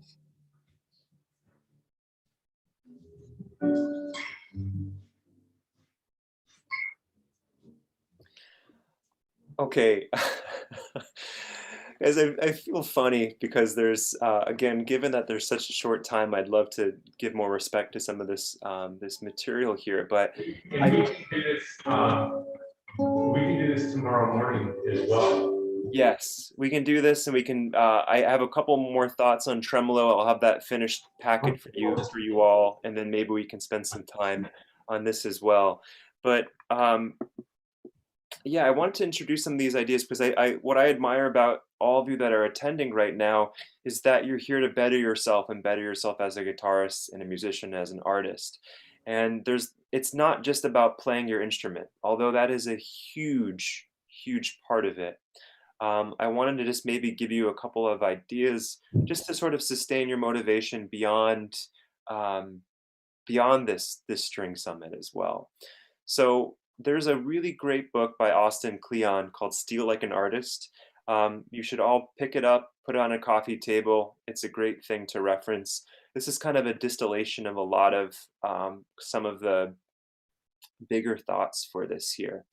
And all my students will know me when I say this, and I've, of course, just taken this from somewhere else. If you steal from one place, it's plagiarism. If you steal from many places, it's research. Okay, so I would encourage all of you to steal musical ideas, artistic ideas, and capture them and think about them. And what I'll read this first box to you here. Nothing is original. All creative work builds on what came before. Collect good ideas, carry a notebook. So guys, when I go to, right now there's the guitar, string summits happening here at U of L, but there's also the Guitar Foundation of America conference. There's a virtual conference going on right now as well. And normally that's something that Dr. Mattingly and I go when we travel, we watch that. But when I go to these things, I hear a lot of great guitarists play music that I don't often know. And I get inspired by that, and I keep a journal with me and I write down those ideas. So for example, the last GFA was in Miami, and there was this American guitarist named Alec Holcomb, and he was listening to cello music by this cello composer, Casado. And I wasn't familiar with this music at all, but I loved his arrangement of it. So I immediately wrote it down, Casado. And then later in the week, I was arranging a competition, and one of the judges was this Canadian guitarist named Alexander Dunn.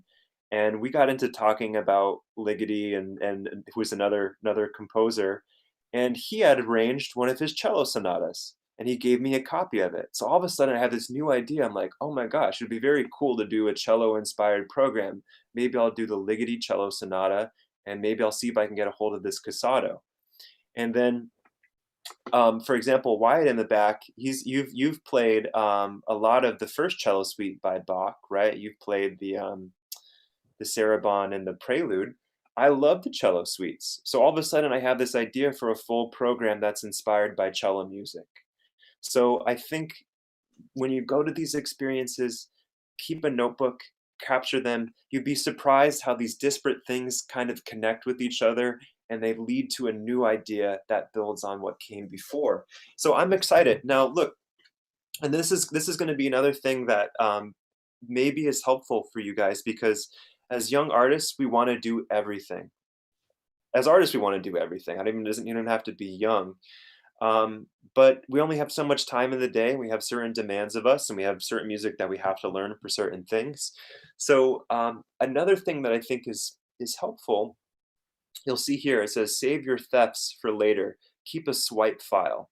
There's another book that I love. It's a little bit more boring to read than this one, but it's called Getting Things Done by David Allen, and he has what's called a maybe someday file.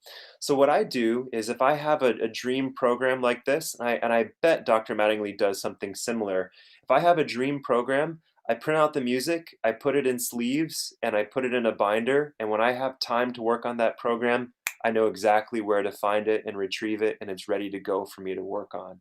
So what I would encourage you is, find a way to capture your ideas. Let those ideas interact with other coincidences, moments that you have in your life. And then if you don't have time to work on it right now, have a way of capturing it, so when you do have the time, you can get to it. Another great exercise here that I think is helpful for this and leads to a lot of inspiration is, if you read the next thing here, it says, study one artist, writer who inspires you.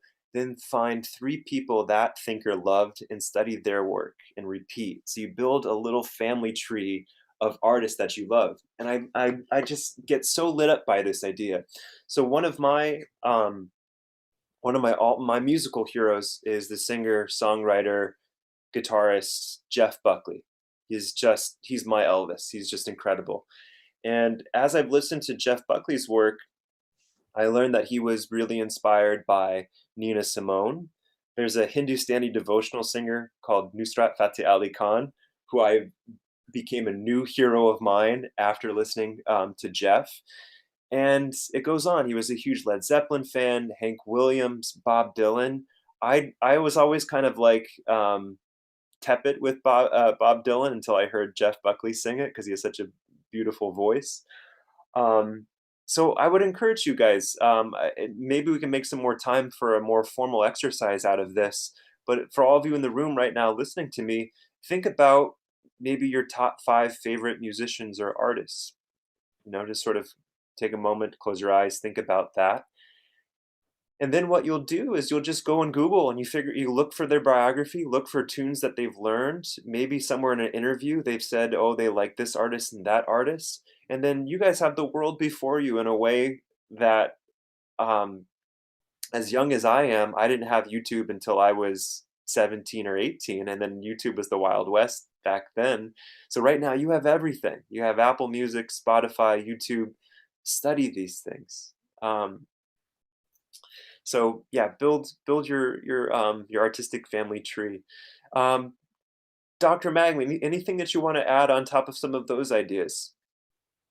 I think for now to continue them tomorrow, to come back to them tomorrow and finish them up, and we'll transition over to Tim Blunt's class at this point.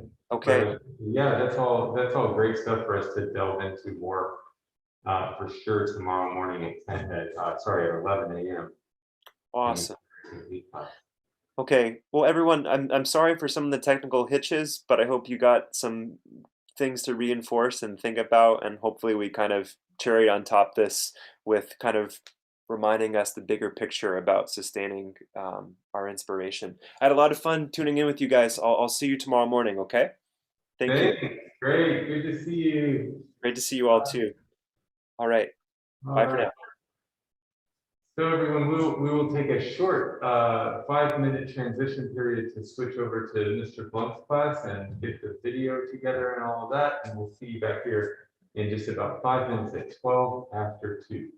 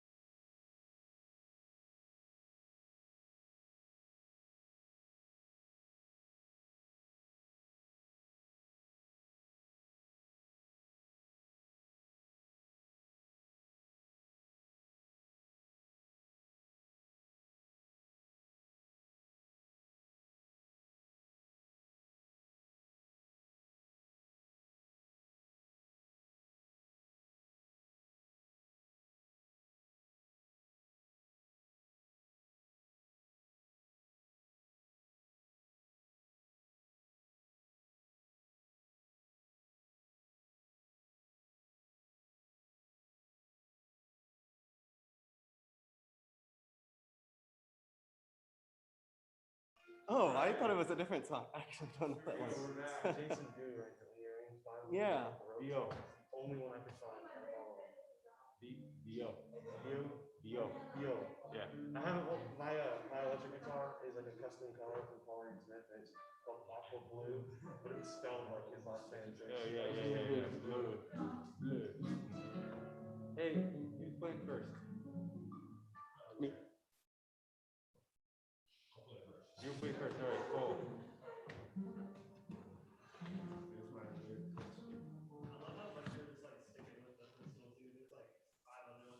Did that work? I don't know. I was looking for it to come up there. Where else should I be looking for it?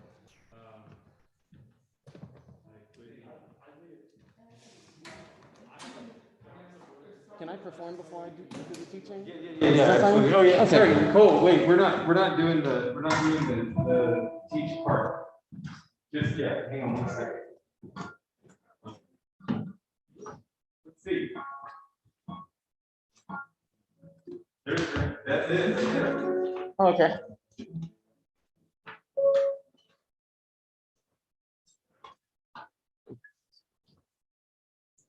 So it looks like we can toggle back and forth to it, but we can't do the class share like we did there. Because that's only, all that's doing is going into. It's not. Yeah, just a new video input. Yeah, Okay. exactly. Yeah. Well, then I might just do it off of my screen right here. It would look the same from the camera's perspective. Okay. Yeah.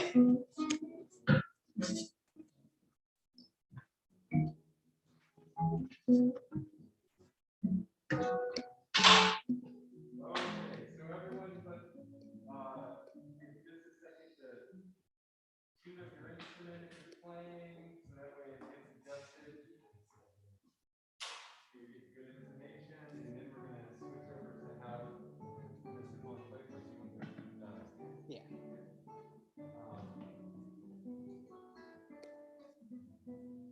Alright. Is this the microphone that we're hearing? That's the microphone. That is it. And I've got this camera here. I'm gonna move closer. Out of the way.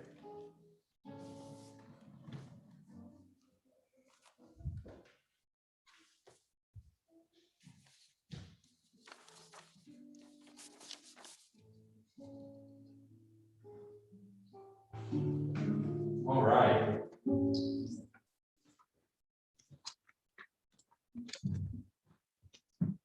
So everyone, this is Timothy Blunt, Louisville guitarist, graduate of this program at the University of Louisville. And he is joining us today for a short performance in Masterclass. And I'll let Mr. Blunt tell a little bit more about his very active teaching studio, and he'll share what he is going through. And you'll see that he's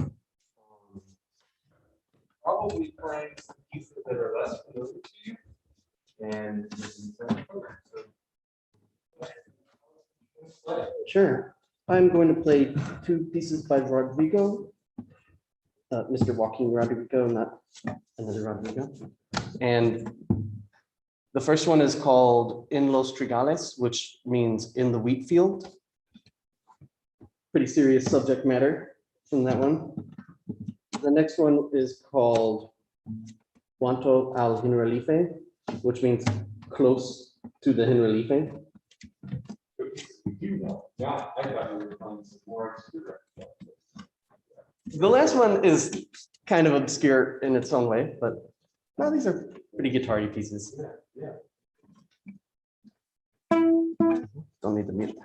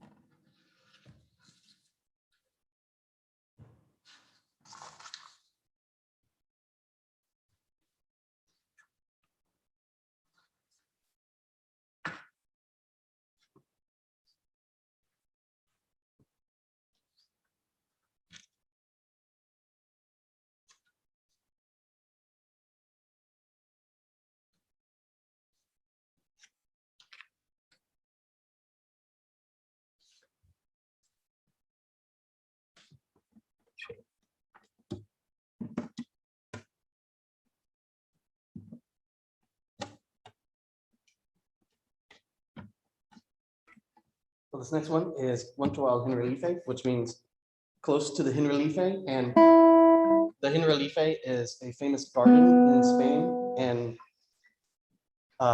if you picture what you think of as a stereotypical Spanish garden, you're probably picturing the Generalife. It was a center of social life at the time that Mr. Rodrigo was alive.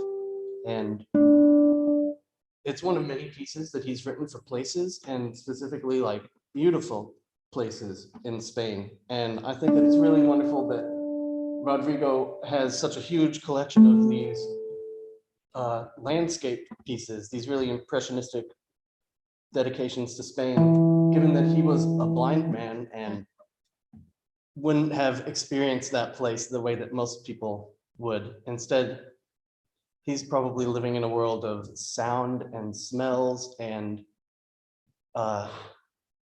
personal experiences related to that. And we get some really beautiful, picturesque music out of those circumstances.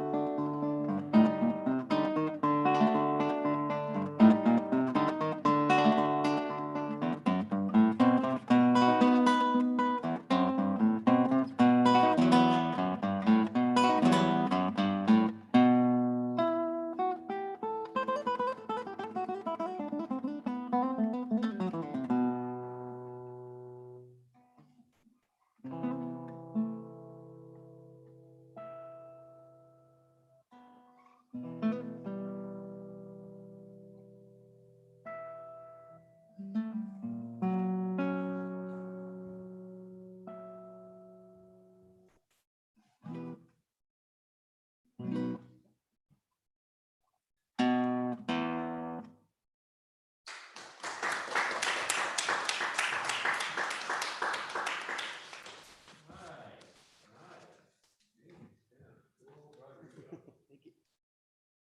so, we have 3 people wanting to play in only a half hour, so we have to make this, the short for some, but I really want to make sure positively that Daniel's piece needs to be played.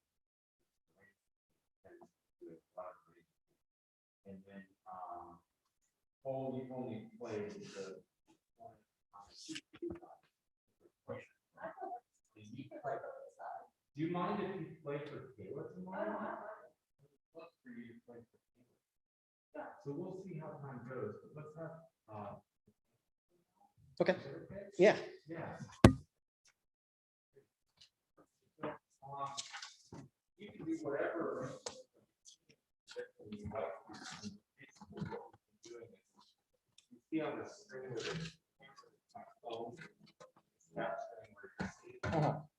So I think that Evan's in here. if you have Nathaniel sit there, and then maybe if you want to slide over to where one of the start places, like just slide that out of the way. And you can right there.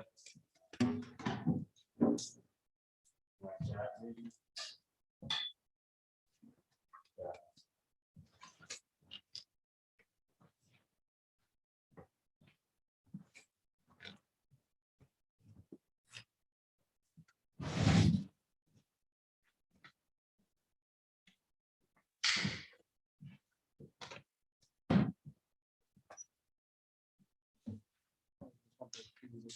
Yeah, that works.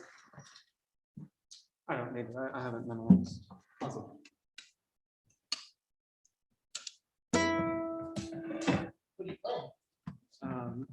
Is the 6th WC Prelude.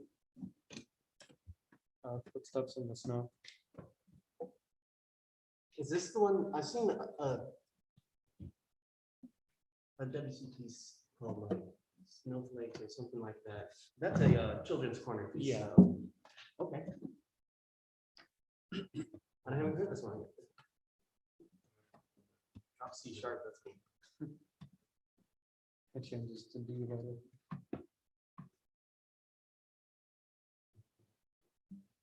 Oh, wait.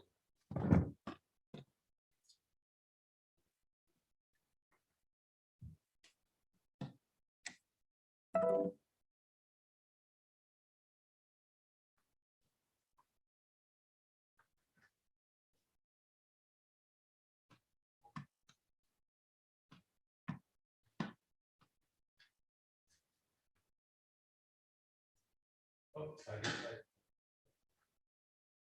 This is the tuning change? Yep.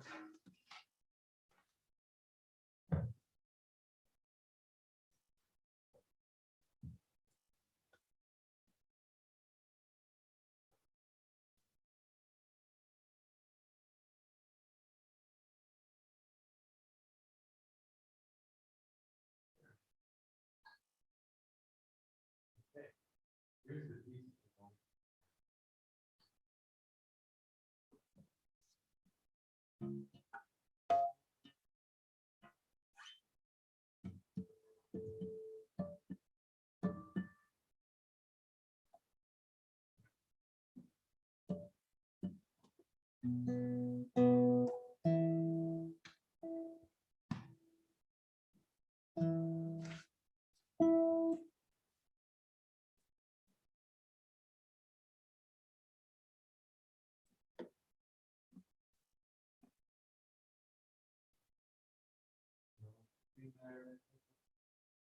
Mm-hmm. I don't think so. Okay.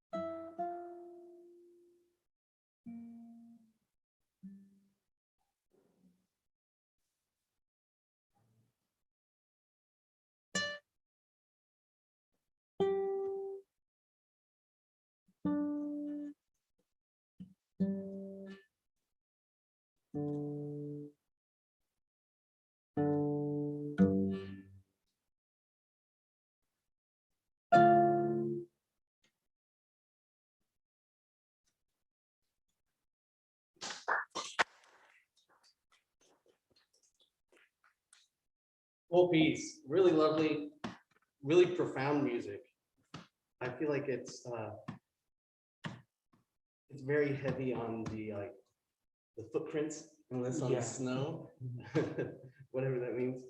I love that you have such a detailed transcription here, and I mean, congratulations just on that fact as well.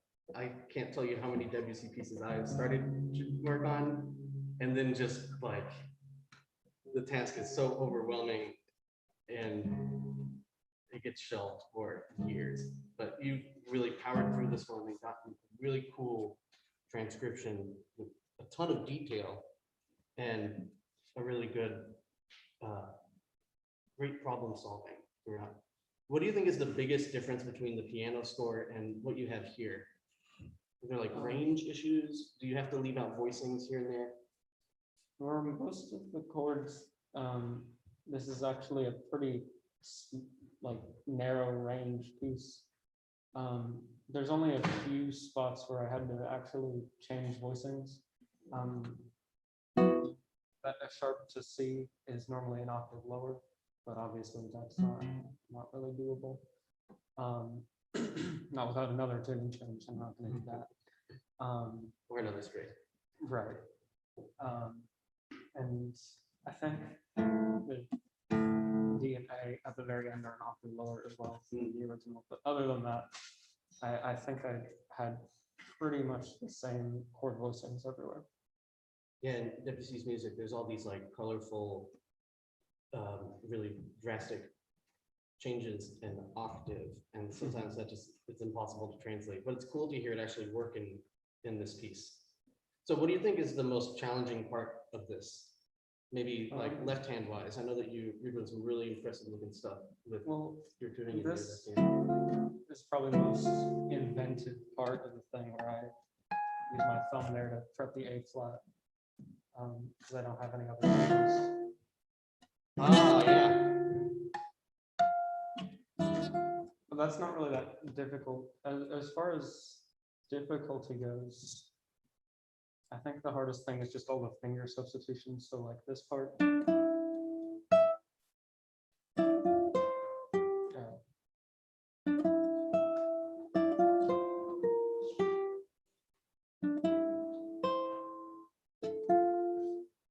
Because I was just really trying to get all the notes to sustain like they did in the original.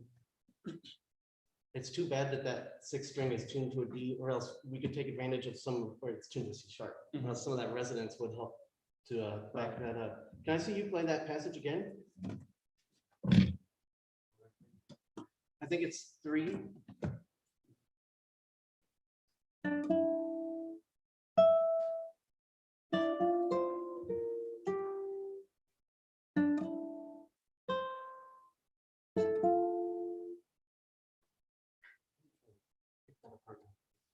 One thought I'm having off the bat is that this is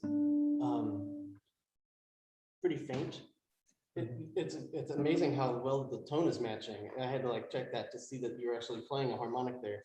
But and I'm sure you're playing it faint because that fits the overall texture. But sometimes if we have a little bit more sustain, then we can kind of lift voices out and do that finger substitution without it being such a noticeable thing. Yeah. Or maybe less noticeable to you, because the audience, it's not going to make such a big impact if it's being played to somebody who is either not familiar with this piece or has never heard a guitar transcription of this piece, which will be most people.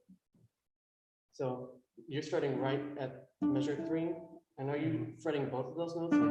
Yeah. In the piano, it was basically like this, and you would hold down the D, but then it's just no. So I just did a harmonic there. I guess it's possible to do that, but I don't like how the tone changes between those two. So I think it's just better to do both of those. Keep it on the 3rd string. Can I see you play that measure one more time?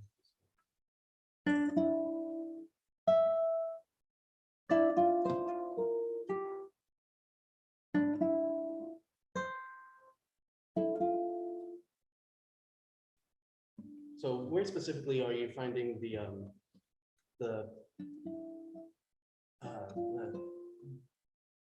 is it like a sound thing where you're hearing the fingers make the shifts, like the legato is being broken? Sometimes, but I think it's just more a problem of consistency. I'm not always able to precisely get like that finger in there with, I'm not able to do it every time I play it.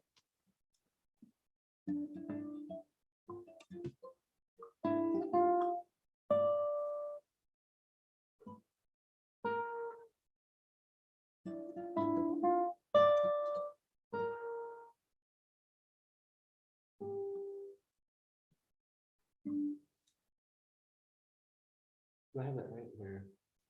It's just E to F, 2 stays there, and then I was actually doing the index finger slides up, and then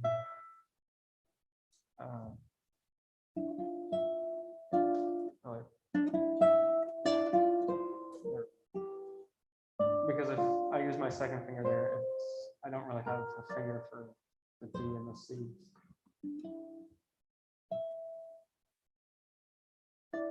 Yeah, I just don't think it works. one way that I would practice that, I would try to get outside my head on some of those things that you're observing because you're so close to the guitar. And practice stuff like that with the mute and see if you can play it super plain and maybe even without rhythm, just practicing the fingers moving in the order that they need to and allowing yourself to feel the fingers set up in the place where you know that they need to go. And then you're training the movements that you need without having to have the kind of critical part of your brain going alongside it. And then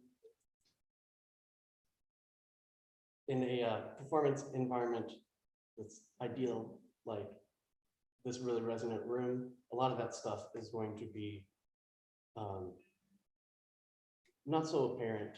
What's another spot that that you find is a challenge? I think measure 16 to 16 through 19, where it has this in the bass.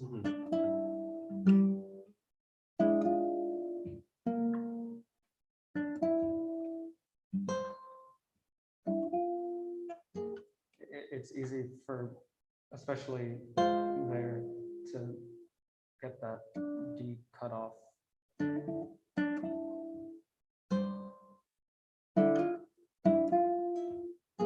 Or just miss it entirely like that. I agree that that line, it's really important that it should be legato and not get cut off. Maybe we can make some sacrifices to other voices and it won't really be that much of a loss because I find that if we have that really strong legato voice and we're getting good separation of the voices, then your like cutting off of the note is really like a staccato, an accent of a melody note rather than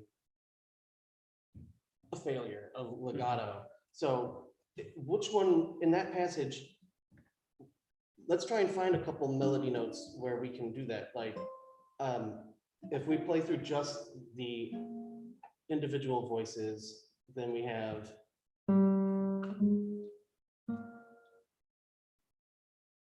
and then when you say that continues, that's not really the melody. I thought that was going to connect to this stuff. So we have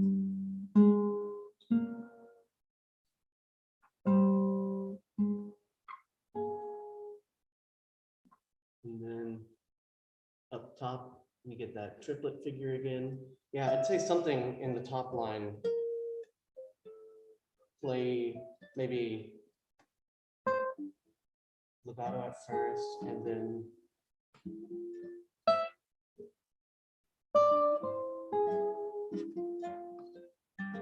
may I hear how you're playing this top melody and those couple of measures? Just do the melody. Okay.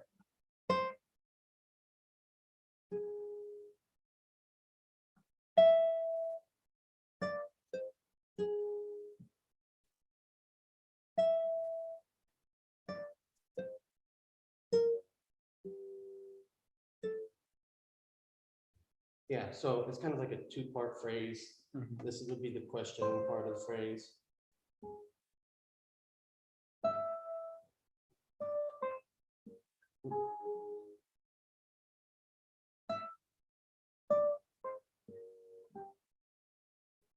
I guess it's natural that time. But maybe either in the question or the answer, find some note where when it comes back, you're articulating it different, just to give you more room to move in the other fingers. Yeah. And I'm hearing this.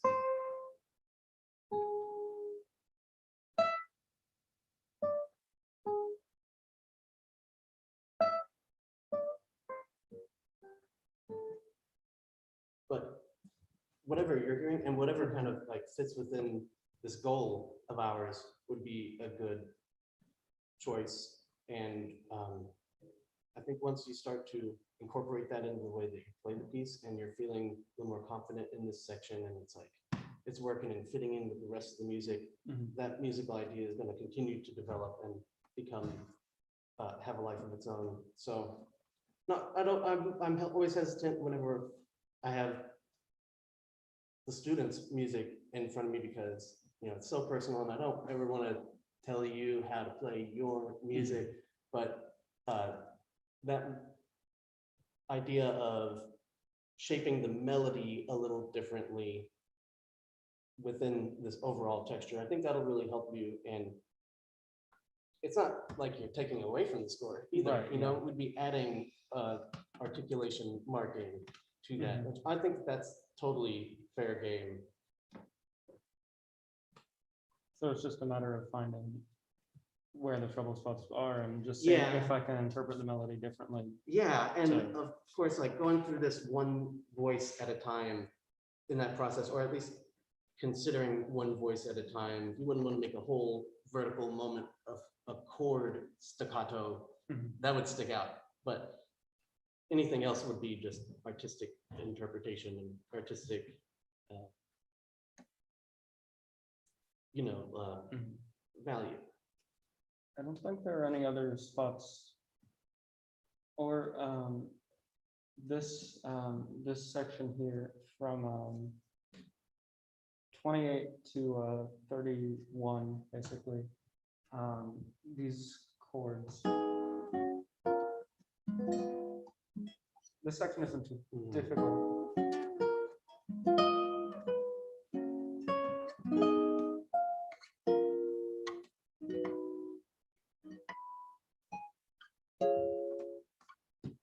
Now this, I'm not really used to playing this high up the neck, so Try your thumb.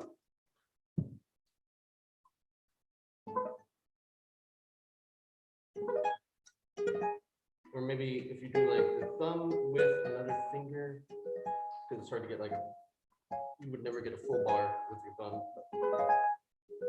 well, that is quite a lot easier. Cellists and bassists do it all the time. Yeah. Let's do that. Yeah. This is really awesome stuff. Thank you so much for playing it for me and sharing it with all of us. Hope to see some more of your stuff, maybe for sale in the near future. Yeah, I'm also doing a Ravel arrangement that's probably a bit beyond my plan for now. Yeah. So this is the Daniel Moore arrangement where that is interested in that kind of thing. You can discuss with me and I can get you in touch with Daniel to figure out this is. Hey, cool. So you want to play a little bit? Oh, no, lots of things. Well, I need time to make a piece. Well, you'll have enough time. I'll go over. And yeah, we'll be a little bit over, and then that was just give us kind of a little taste of what.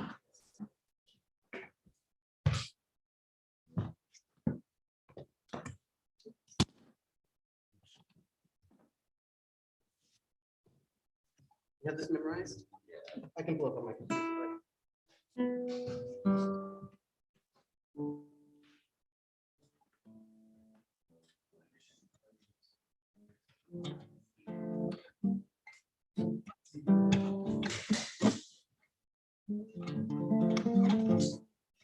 I got two you could check out.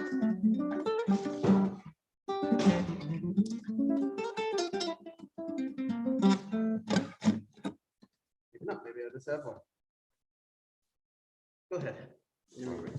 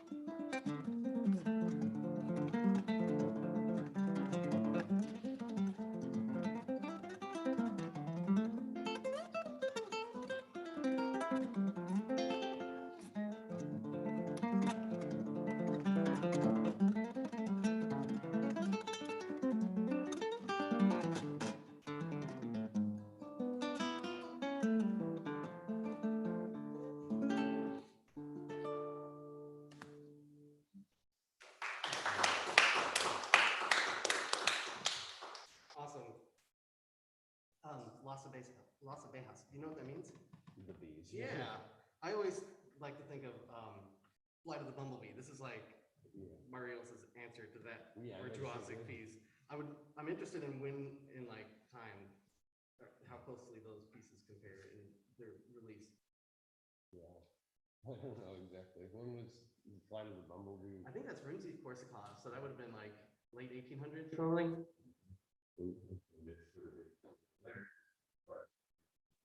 Yeah. Does this piece like wear you out? Is this a lot by the time you're done with it? Well, I don't know. I like with this one, I can play it a lot better if I'm like, I start slow with metronome, just keep speeding it up, and then I Yeah, record it. a lot of preparation. Yeah. Because I don't know. If I'm just like waiting for an hour thinking about how I'm gonna play it, I Mhm. tend to not play it as well. But anyway. Well, it sounds really good, and I can like, even if there's something that's a little messy or a little strained, from your overall performance, I'm getting a strong sense of the interpretation that you have for the piece.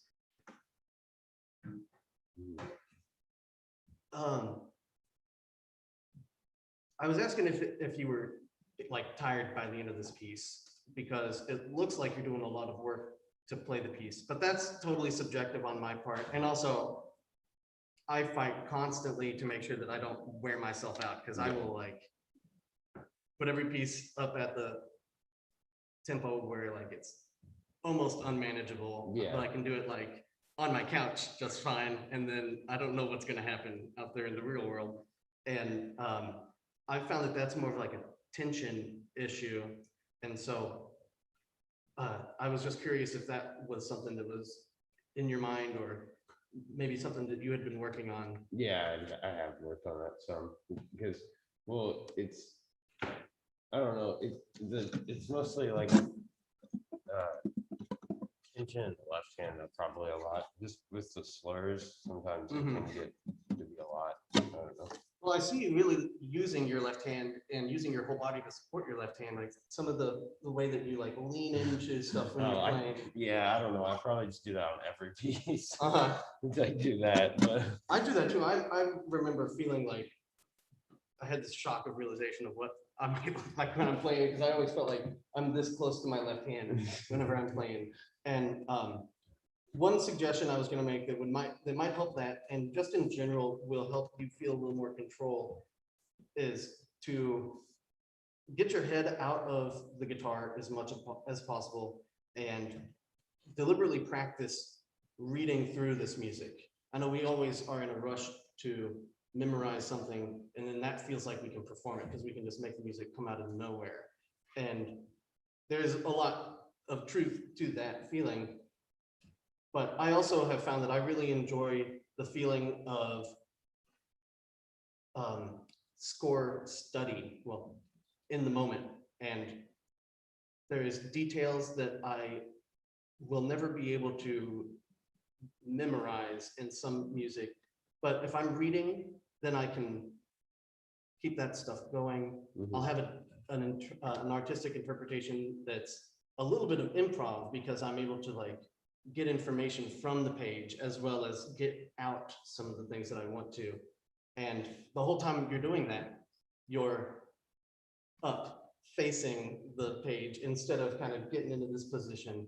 And it works for you, and you say it doesn't cause you tension, and I believe you. But let's get like, if your guitar was just gone and you were sitting like this for the duration of the piece, you would definitely feel it. yeah. Plus, partly because you wouldn't be moving around very much. Like, movement is a good thing, and it helps us get rid of that tension, and you can, yeah, sit like that longer if you're moving. But if you did something like that on your own, you would feel it more than you're feeling it when you have, you know, when you're looking through the lens of the guitar. So explore that a little bit and just see if it changes the way that you like tighten up through the piece, and see if that also brings out some new musical ideas. I noticed one spot that you were having some trouble with on the second page here, where you have that G G or G minor 6 or E half diminished. Where is it? Measures like 26 and on. Check out this. See where my first finger is? That's how you can get that F.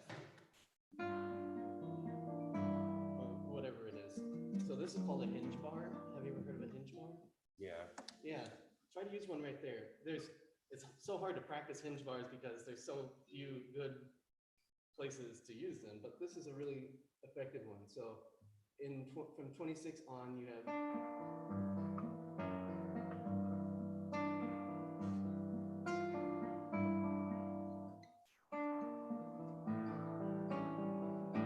and then you can really keep like 2 chord shapes. This one and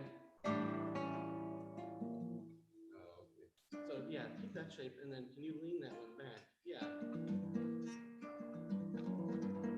Allow this finger to lean more from the get-go so that you have almost like a finger ready to plant, but that hinge bar ready to come down sideways. And let me see something really quick. Put all 4 fingers on a string like that. Yeah.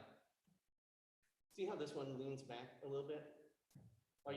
Have you ever noticed that? Have you ever noticed how like you kind of make contact on the side of the finger in this hand position? There's not one hand position. There's an infinite number, but like a couple main ones. This one, then there's like this and this, and then we have this kind of thing. And then I'd say like this one, I can see it in a C major chord.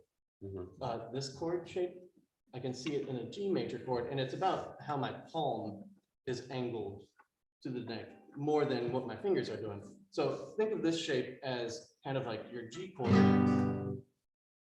And so that first finger, you know, you got a lot of lean going into the fingers. So see that one, yeah. Maybe less about like back and more about sideways. Can you rotate a little bit? Let me see that G chord again. Oh, I meant like those kind of G chords. Oh. Yeah, see, I just saw. Yeah, I see this kind of coming out more. Try to make that stick. Yeah. So what am I trying to do? So the hand position thing that I mentioned earlier, it's not really a difference in fingers. It's about where your palm is. So right now your palm looks pretty parallel. And yeah, the more that you lean into that, the more that I see this finger curl back like that. And that's going to make it easier to use in the hinge bar. Okay, can I see you start at 26? And let's go over that with those. Yeah.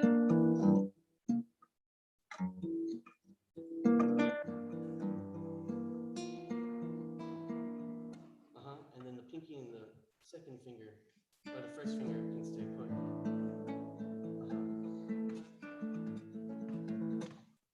Yeah, so play around with that a little bit.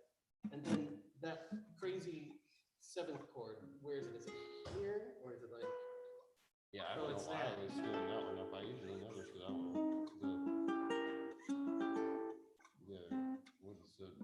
Have you tried doing it like this?